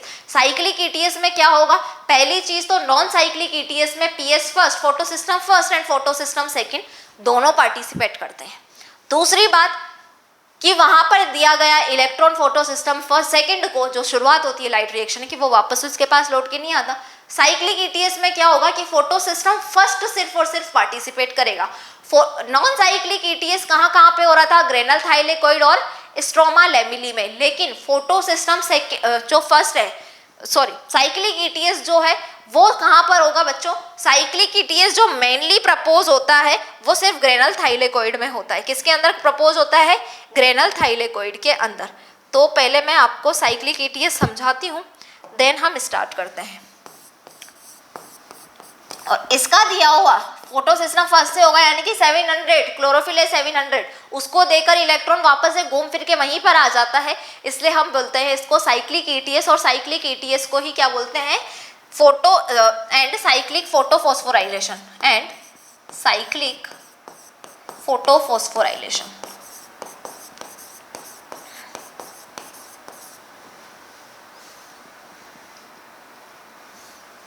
साइक्लिक फोटोफॉस्फो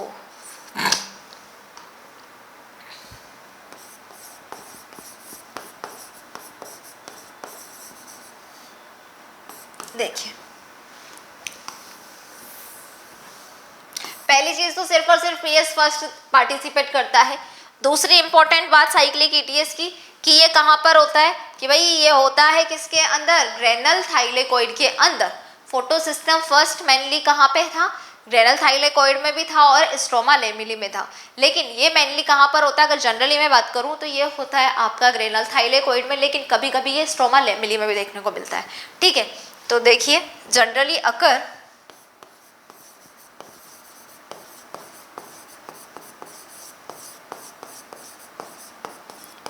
इन स्ट्रोमा थाइलेकोइड, स्ट्रोमा मेमिली, हाँ स्ट्रोमा लेमिली में होगा। क्यों, क्योंकि स्ट्रोमा लेमिली में सिर्फ और सिर्फ फोटो सिस्टम फर्स्ट अवेलेबल है, लेकिन ग्रेनल थाइलेकोइड में photo system first and photo system second दोनों अवेलेबल है। तो जनरली कहाँ पर होता है, स्ट्रोमा थाइलेकोइड में, बट में ऑल्सो अकर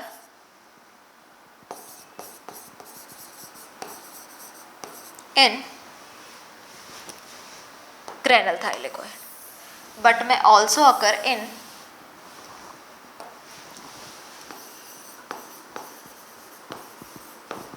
ग्रेनल थाइलेकोइड। देखो अब मैं बता देती हूँ कि ग्रेनल थाइलेकोइड और स्ट्रोमा थाइलेकोइड में कैसे होता है। डायरेक्टली नहीं होता है भाई। सबसे पहले 700 नैनोमीटर की लाइट में फोटो सिस्टम फर्स्ट कब काम करता है, 700 नैनोमीटर की लाइट में काम करता है। तो जब स्ट्रोमा लेमिली को 700 नैनोमीटर की लाइट मिल रही है तो ये कहाँ पर कर रहा है, साइक्लिक ईटीएस वहाँ पर हो रहा है। बट इन केस क्या हुआ, इन केस 680 नैनोमीटर की लाइट है, क्या है 680 नैनोमीटर वेवलेंथ की लाइट है, तो पहले क्या एक्टिव होगा, फोटो सिस्टम सेकंड एक्टिव होगा। फोटो सिस्टम सेकंड कहाँ पर होता है, सबसे पहले ग्रेनल थाइलेकोइड में, क्योंकि फोटो सिस्टम सेकंड होता ही ग्रेनल थाइलेकोइड में, सिर्फ वहां पर होगा। ग्रेनल थाइलेकोइड में जब फोटो सिस्टम सेकंड चल रहा है, 680 नैनोमीटर की लाइट मिल रही है, लेकिन उसकी वेवलेंथ बढ़ के 700 नैनोमीटर की लाइट उसको मिलने लग जाती है, तो वहां पर जो एक्टिव होगा वो फोटो सिस्टम फर्स्ट एक्टिव होगा। ठीक है, तो इस तरह से फोटो सिस्टम फर्स्ट जो एक्टिव होता है साइक्लिक ईटीएस का, वो ग्रेनल थाइलेकोइड में ऐसे होता है कि पहले फोटो सिस्टम सेकंड चल रहा है, वहां पर वेवलेंथ ऑफ लाइट बढ़ी तो ग्रेनल थाइलेकोइड में ही फोटो सिस्टम फर्स्ट एक्टिव हो गया और वहां पर साइक्लिक ईटीएस स्टार्ट हो गया। ठीक है, लेकिन अगर डायरेक्टली जो लाइट गिरी है वो कौन सी है, 700 नैनोमीटर वाली है, तो वो कहाँ पर चलेगा फिर, थाइलेकोइड मेम्ब्रेन के, सॉरी स्ट्रोमा थाइलेकोइड के अंदर हो रहा होगा आपका साइक्लिक ईटीएस, यानी कि फोटो सिस्टम फर्स्ट की पार्टिसिपेट से, उसकी हेल्प से। ठीक है, तो कहाँ से इलेक्ट्रॉन इजेक्ट होता है इसमें? इलेक्ट्रॉन इजेक्टेड, देखिए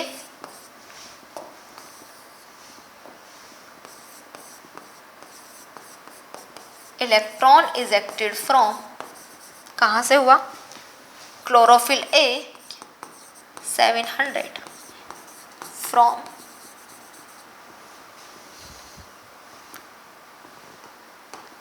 electron ejected from chlorophyll A 700 return back. So bar external electron donor. So external electron donor not required. क्या बोला है? External electron donor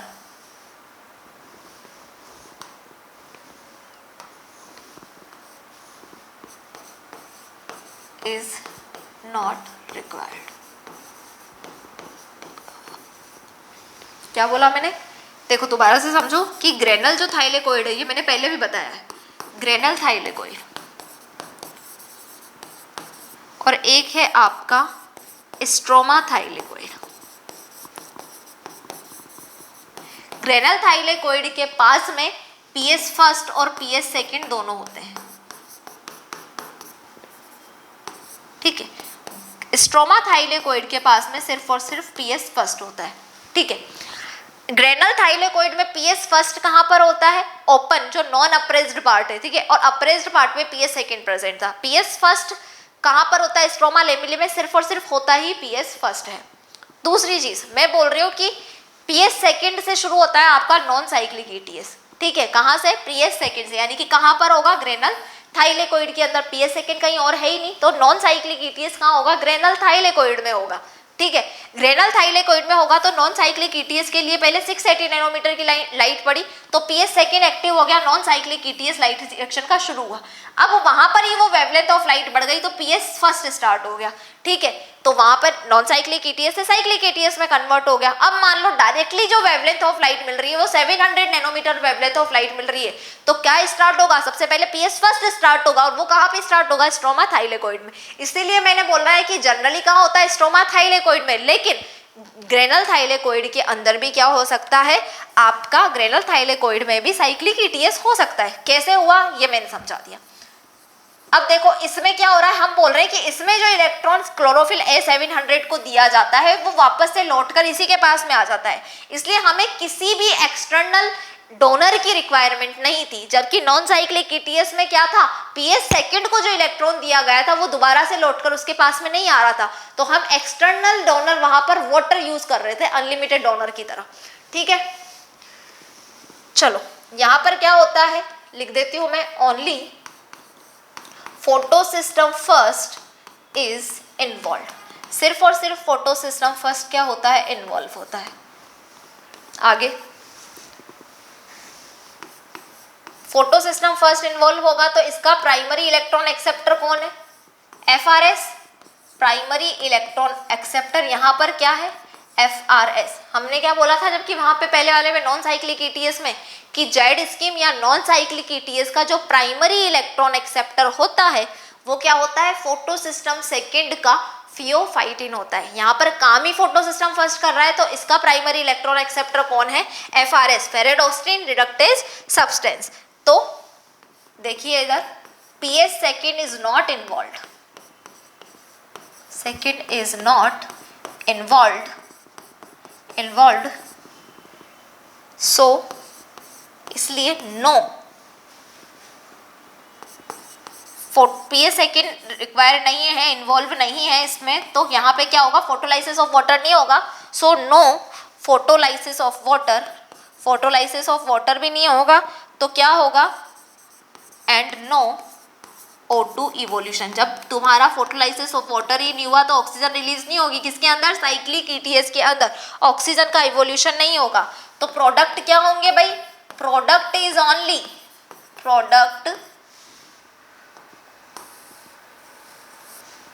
प्रोडक्ट क्या क्या होगा जो? फिर प्रोडक्ट होगा only, product is only ATP, product is only क्या है इसका? ATP. Product is only ATP and not NADPH dot H plus. भाई फोटोलाइसिस ऑफ वाटर ही नहीं हो रहा है, तो फोटोलाइसिस ऑफ वाटर नहीं हो रहा तो हम क्या बोल रहे हैं कि यहाँ पर ऑक्सीजन रिलीज नहीं होगी पहली चीज तो, और सिर्फ ATP बनेगा, NADPH2 नहीं बनेगा. तो product is only ATP and not NADPH dot H plus. अब देखिए cyclic ETS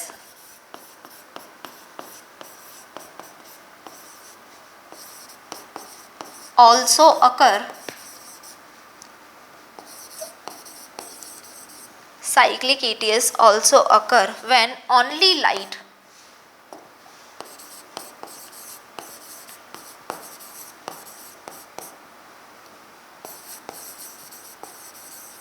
longer than 680 nanometer. कब चलेगा साइक्लिक ETS? कि जब आपकी wavelength of light, red light की वेवलेंथ कितनी होगी? 680 नैनोमीटर से ज़्यादा होगी. क्यों? क्योंकि PS फर्स्ट इन्वॉल्व है तो सिर्फ 700 नैनोमीटर की लाइट की ही रिक्वायरमेंट होती है.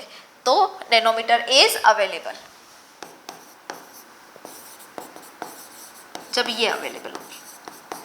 समझ में आया क्या क्या बोला? कि जो साइक्लिक ETS है उसमें दिया गया फोटो सिस्टम फर्स्ट, यानी कि क्लोरोफिल A700 को दिया गया इलेक्ट्रॉन जो इजेक्टेड किया जाता है वो वापस से घूम फिर कर उसी के पास रिटर्न हो जाता है. इसलिए हमें किसी भी एक्सटर्नल डोनर की रिक्वायरमेंट नहीं है. फोटो सिस्टम फर्स्ट इन्वॉल्व होता है और ये कहाँ पर कंप्लीट होता है? कि जनरली तो स्ट्रोमा लेमिली में होता है, लेकिन कभी कभी जो है ग्रेनल थाइलेकोइड में भी हो सकता है. PS फर्स्ट इन्वॉल्व है तो primary electron acceptor FARS ferredoxin reductase substance है. PS सेकेंड इन्वॉल्व नहीं है तो वाटर का स्प्लिट नहीं होगा, यानी कि फोटोलाइसिस ऑफ वाटर नहीं होगी, स्प्लिटिंग ऑफ वाटर नहीं होगी, तो ऑक्सीजन रिलीज नहीं होगा, ऑक्सीजन का इवोल्यूशन नहीं होगा. और NADPH डॉट H प्लस भी नहीं बनेगा. बनेगा तो सिर्फ और सिर्फ क्या? इसका सिर्फ ATP बनेगा. तो अगर पूछा जाए कि नॉन साइक्लिक लाइट रिएक्शन में नॉन साइक्लिक ETS को प्रोसेस है, उसके फाइनल प्रोडक्ट क्या है? O2, NADPH dot H plus और ATP. लेकिन अगर पूछा जाए कि लाइट रिएक्शन के साइक्लिक ETS में फाइनल प्रोडक्ट क्या बनता है, तो सिर्फ और सिर्फ क्या बनता है? यहाँ पर ATP बनता है. समझ में आ गया? चलो डायग्राम बनाते हैं, डायग्राम से समझाती हूँ.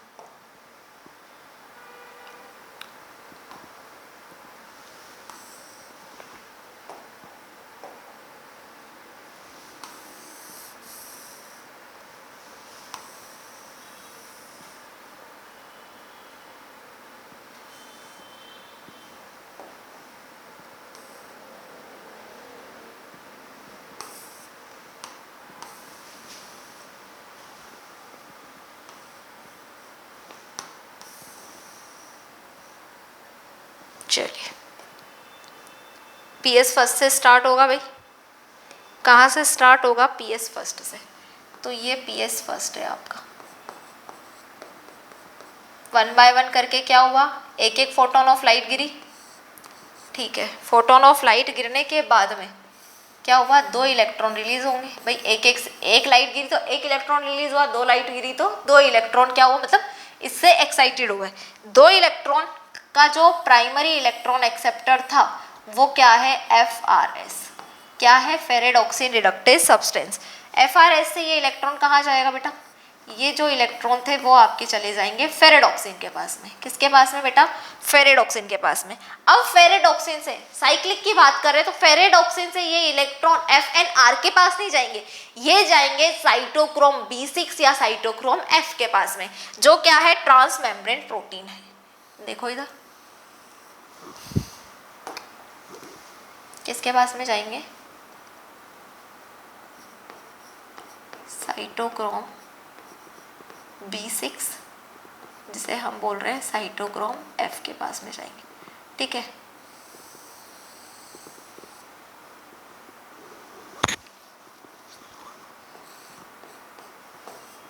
ये लो. अब साइटोक्रोम B6 से ये इलेक्ट्रॉन PC प्लास्टोसाइनिन के पास में जाएंगे. किसके पास में जाएंगे? PQ के पास में. सॉरी,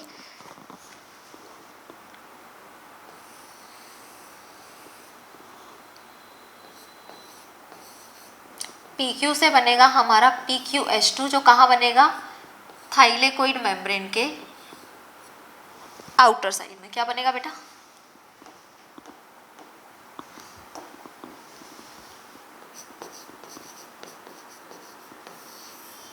जो अंदर की तरफ आएगा PQH2। तो ये 2 इलेक्ट्रॉन, इसने इसको दिए 2 इलेक्ट्रॉन, और इसके पास में जो H+ की रिक्वायरमेंट थी 2 H+, वो कहाँ से आए, स्ट्रोमा से, PQH2। अब क्या होगा, PQH2 भाई वापस से किसको देगा इलेक्ट्रॉन, अपने 2 इलेक्ट्रॉन साइटोक्रोम B6 को, और साथ में यहाँ पर रिलीज कर देगा 2H+ आयंस को। ठीक है,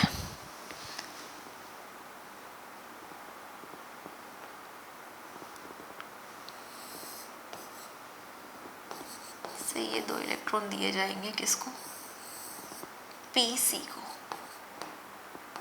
प्लास्टोसाइनिन को, और प्लास्टोसाइनिन से इलेक्ट्रॉन आ जाएंगे घूमते फिरते किसके पास में, PS सेकेंड के पास में। ठीक है, ये है आपका ल्यूमेन, बाहर वाला है स्ट्रोमा, और यहाँ पर साथ में क्या चल रहा होगा आपका, ATP सिंथेसिस हो रही होगी, CF1 CF0, और कैसे हुई कि 4 H+ आयन जब रिलीज हुए तो उससे क्या हुआ, एक ATP का फॉर्मेशन हो, क्या हुआ,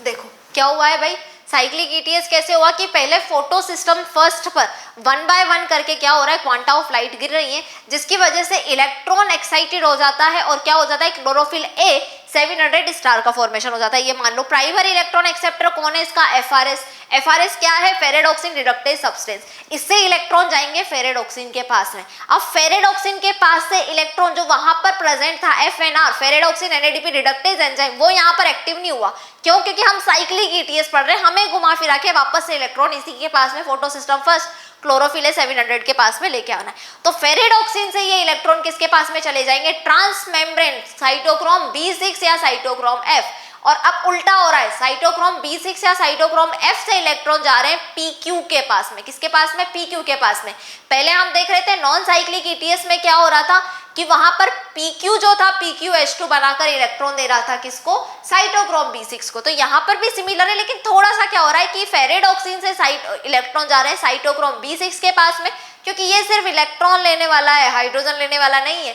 फिर यहाँ से इलेक्ट्रॉन हमने दे दिए PQ प्लास्टोक्विनोन को, और प्लास्टोक्विनोन से ये जो इलेक्ट्रॉन है आपके, ये कहाँ पर जा रहे हैं कि प्लास्टोक्विनोन इलेक्ट्रॉन को लेकर, क्योंकि ये सिर्फ इलेक्ट्रॉन कैरियर नहीं है, NCERT बोलती है कि ये सिर्फ इलेक्ट्रॉन कैरियर नहीं है, H कैरियर भी है, और साथ में ये स्ट्रोमा ले रहा है, कहाँ से, स्ट्रोमा से ले रहा है 2H+ आयन, तो PQH2 बना रहा है।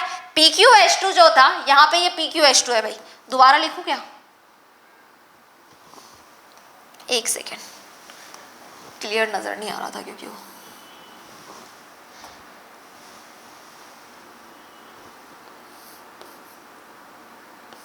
PQH2 बनाया जो कि अंदर की तरफ आ गया।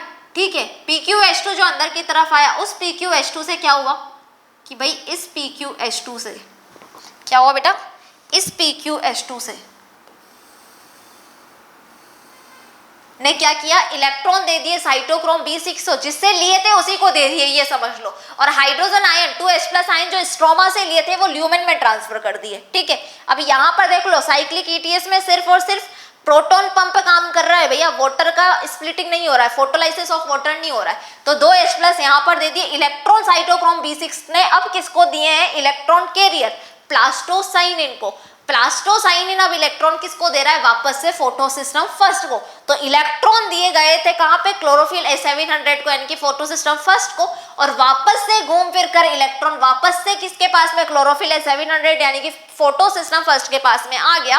और इसमें क्या हुआ है कि भैया इसमें जो H+ आयन आए हैं वो प्रोटॉन पंप से आए, सिर्फ और सिर्फ ल्यूमेन के अंदर, और कहीं से नहीं आए हैं। तो प्रोटॉन ग्रेडियंट जो साइक्लिक ETS में होगा वो किसकी वजह से होगा, प्रोटॉन पंप की वजह से होगा। और यहाँ देख रहे हैं NADPH2 नहीं बन रहा है, क्यों, क्योंकि FNR ferredoxin NADP reductase enzyme को किसने, फेरेडॉक्सिन ने एक्टिव किया ही नहीं, उसको कुछ दिया ही नहीं।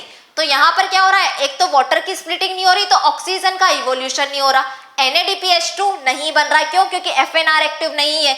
और लास्ट में क्या बन रहा है, सिर्फ और सिर्फ ATP बन रहा है। वो भी कैसे बन रहा है, क्योंकि ल्यूमेन के अंदर स्ट्रोमा से क्या हो रहा है, H+ आयन आ रहे हैं। अब ये जब जाएंगे तब क्या होगा, 4 H+ आयन जब जाते हैं तो एक ATP का फॉर्मेशन हो रहा है, यानी कि साइक्लिक ETS में सिर्फ और सिर्फ ATP का फॉर्मेशन होता है। यहाँ तक क्लियर है चीजें, ठीक है।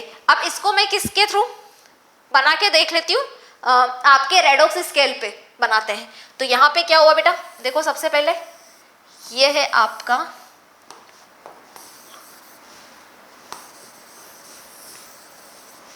क्लोरोफिल A,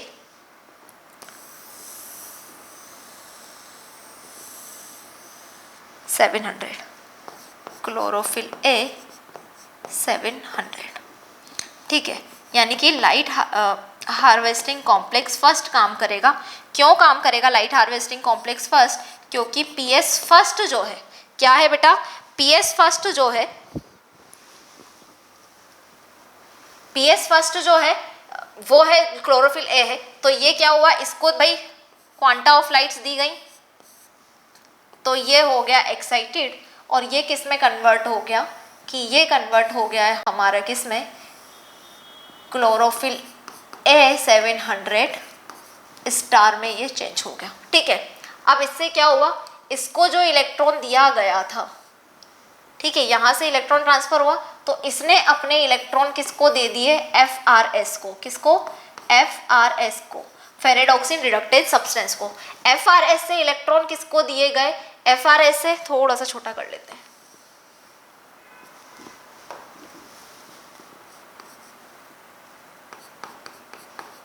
FRS से इलेक्ट्रॉन दिए गए हैं किसको, फेरेडॉक्सिन को, किसको, फेरेडॉक्सिन को। फेरेडॉक्सिन से ये इलेक्ट्रॉन किसके पास में गया है भैया, फेरेडॉक्सिन से ये इलेक्ट्रॉन गया है साइटोक्रोम B6 के पास में, ठीक है। साइटोक्रोम B6 ने ये इलेक्ट्रॉन किसको दिया, कि ये इस इलेक्ट्रॉन दिया गया है PQ को, और PQ ने क्या ले लिया, इस इलेक्ट्रॉन को लेने के बाद में PQ को इलेक्ट्रॉन दिया, तो ये PQ ने क्या बना लिया है इधर, कि भैया इसने बना लिया है PQH2। PQH2 कहाँ बनाया, कि इलेक्ट्रॉन यहाँ से आया, और जो H+ आयन थे वो कहाँ से मिले इसको, स्ट्रोमा से, स्ट्रोमा से क्या हुआ, H+ आयन इसने लिए, ये 2 H+ आयन लेके आ रहा है, 2 H+ आयन स्ट्रोमा से लिए, तो PQH2 में कन्वर्ट हो गया। अब PQH2 ने क्या किया, देखो इधर, PQH2 ने वापस से ये इलेक्ट्रॉन, PQH2 ने क्या किया है, वापस से ये इलेक्ट्रॉन PQH2 बनने के बाद में इसने किसको दे दिए हैं, ये फिर से ये 2 इलेक्ट्रॉन चले गए किसके पास में, साइटोक्रोम B6 के पास में। और H+ आयन यहाँ पे मैं लिख देती हूँ कि 2 H+ released in lumen, released in lumen, ठीक है। 2 इलेक्ट्रॉन साइटोक्रोम B6 को दे दिए, और ल्यूमेन में क्या कर दिए, H+ आयन रिलीज कर दिए, जो कहाँ से लिए थे, स्ट्रोमा से। अब साइटोक्रोम B6 से, किससे बच्चा, साइटोक्रोम B6 से ये इलेक्ट्रॉन किसको दिए गए हैं, PC, प्लास्टोसाइनिन को, किसको दिए गए हैं, प्लास्टोसाइनिन को। और प्लास्टोसाइनिन से ये इलेक्ट्रॉन किसके पास में, क्लोरोफिल A 700 के पास में घूम फिर के आ गया, यानी कि ये आपका कंप्लीट हो गया साइक्लिक ETS की। एक साइकिल से शुरू हुआ, यहाँ से शुरू हुआ और घूम फिर के वापस से यहीं पर आ गया, ये आपका साइक्लिक ETS है। आज का लेक्चर यहीं तक, नेक्स्ट लेक्चर में हम मिलेंगे और उसमें हम डिस्कस करेंगे किसके बारे में, डार्क रिएक्शन के बारे में, क्योंकि अभी लाइट रिएक्शन का साइक्लिक और नॉन साइक्लिक ETS हमने कंप्लीट किया, यानी कि लाइट रिएक्शन हमने कंप्लीट पढ़ ली। अब इसके जो प्रोडक्ट है वो कहाँ पर काम आएंगे, इसके प्रोडक्ट आएंगे डार्क रिएक्शन में काम, यानी कि ATP और NADPH2 जो बना था वो उसको यूज करके हम डार्क रिएक्शन कंप्लीट करवाएंगे। तब तक के लिए आप नोट्स कंप्लीट करिए, एनसीईआरटी की लाइन बाय लाइन जब आप पढ़ेंगे, कीमो हाइपोथेसिस में तो डेफिनेटली पढ़नी, क्योंकि मैंने उसमें सिर्फ पॉइंट्स लिखा है, वो आपको पढ़ने वहीं से, ताकि आप पढ़ो एनसीईआरटी को इस बहाने से, तो आपको समझ में आएगी चीजें बहुत अच्छे से। एक एक लाइन बहुत इंपॉर्टेंट है और चीजों को अच्छे से कंप्लीट करो। नोट्स नहीं भी लिख रहे हो तो एनसीईआरटी जब मैं पढ़ा रही तो खोल के बैठो, रिवाइज करते जाओ, चीजें समझ में आ जाएंगी। ठीक है, तो keep smiling, keep study and keep healthy guys. मिलते हैं नेक्स्ट लेक्चर में डार्क रिएक्शन के साथ। Bye bye.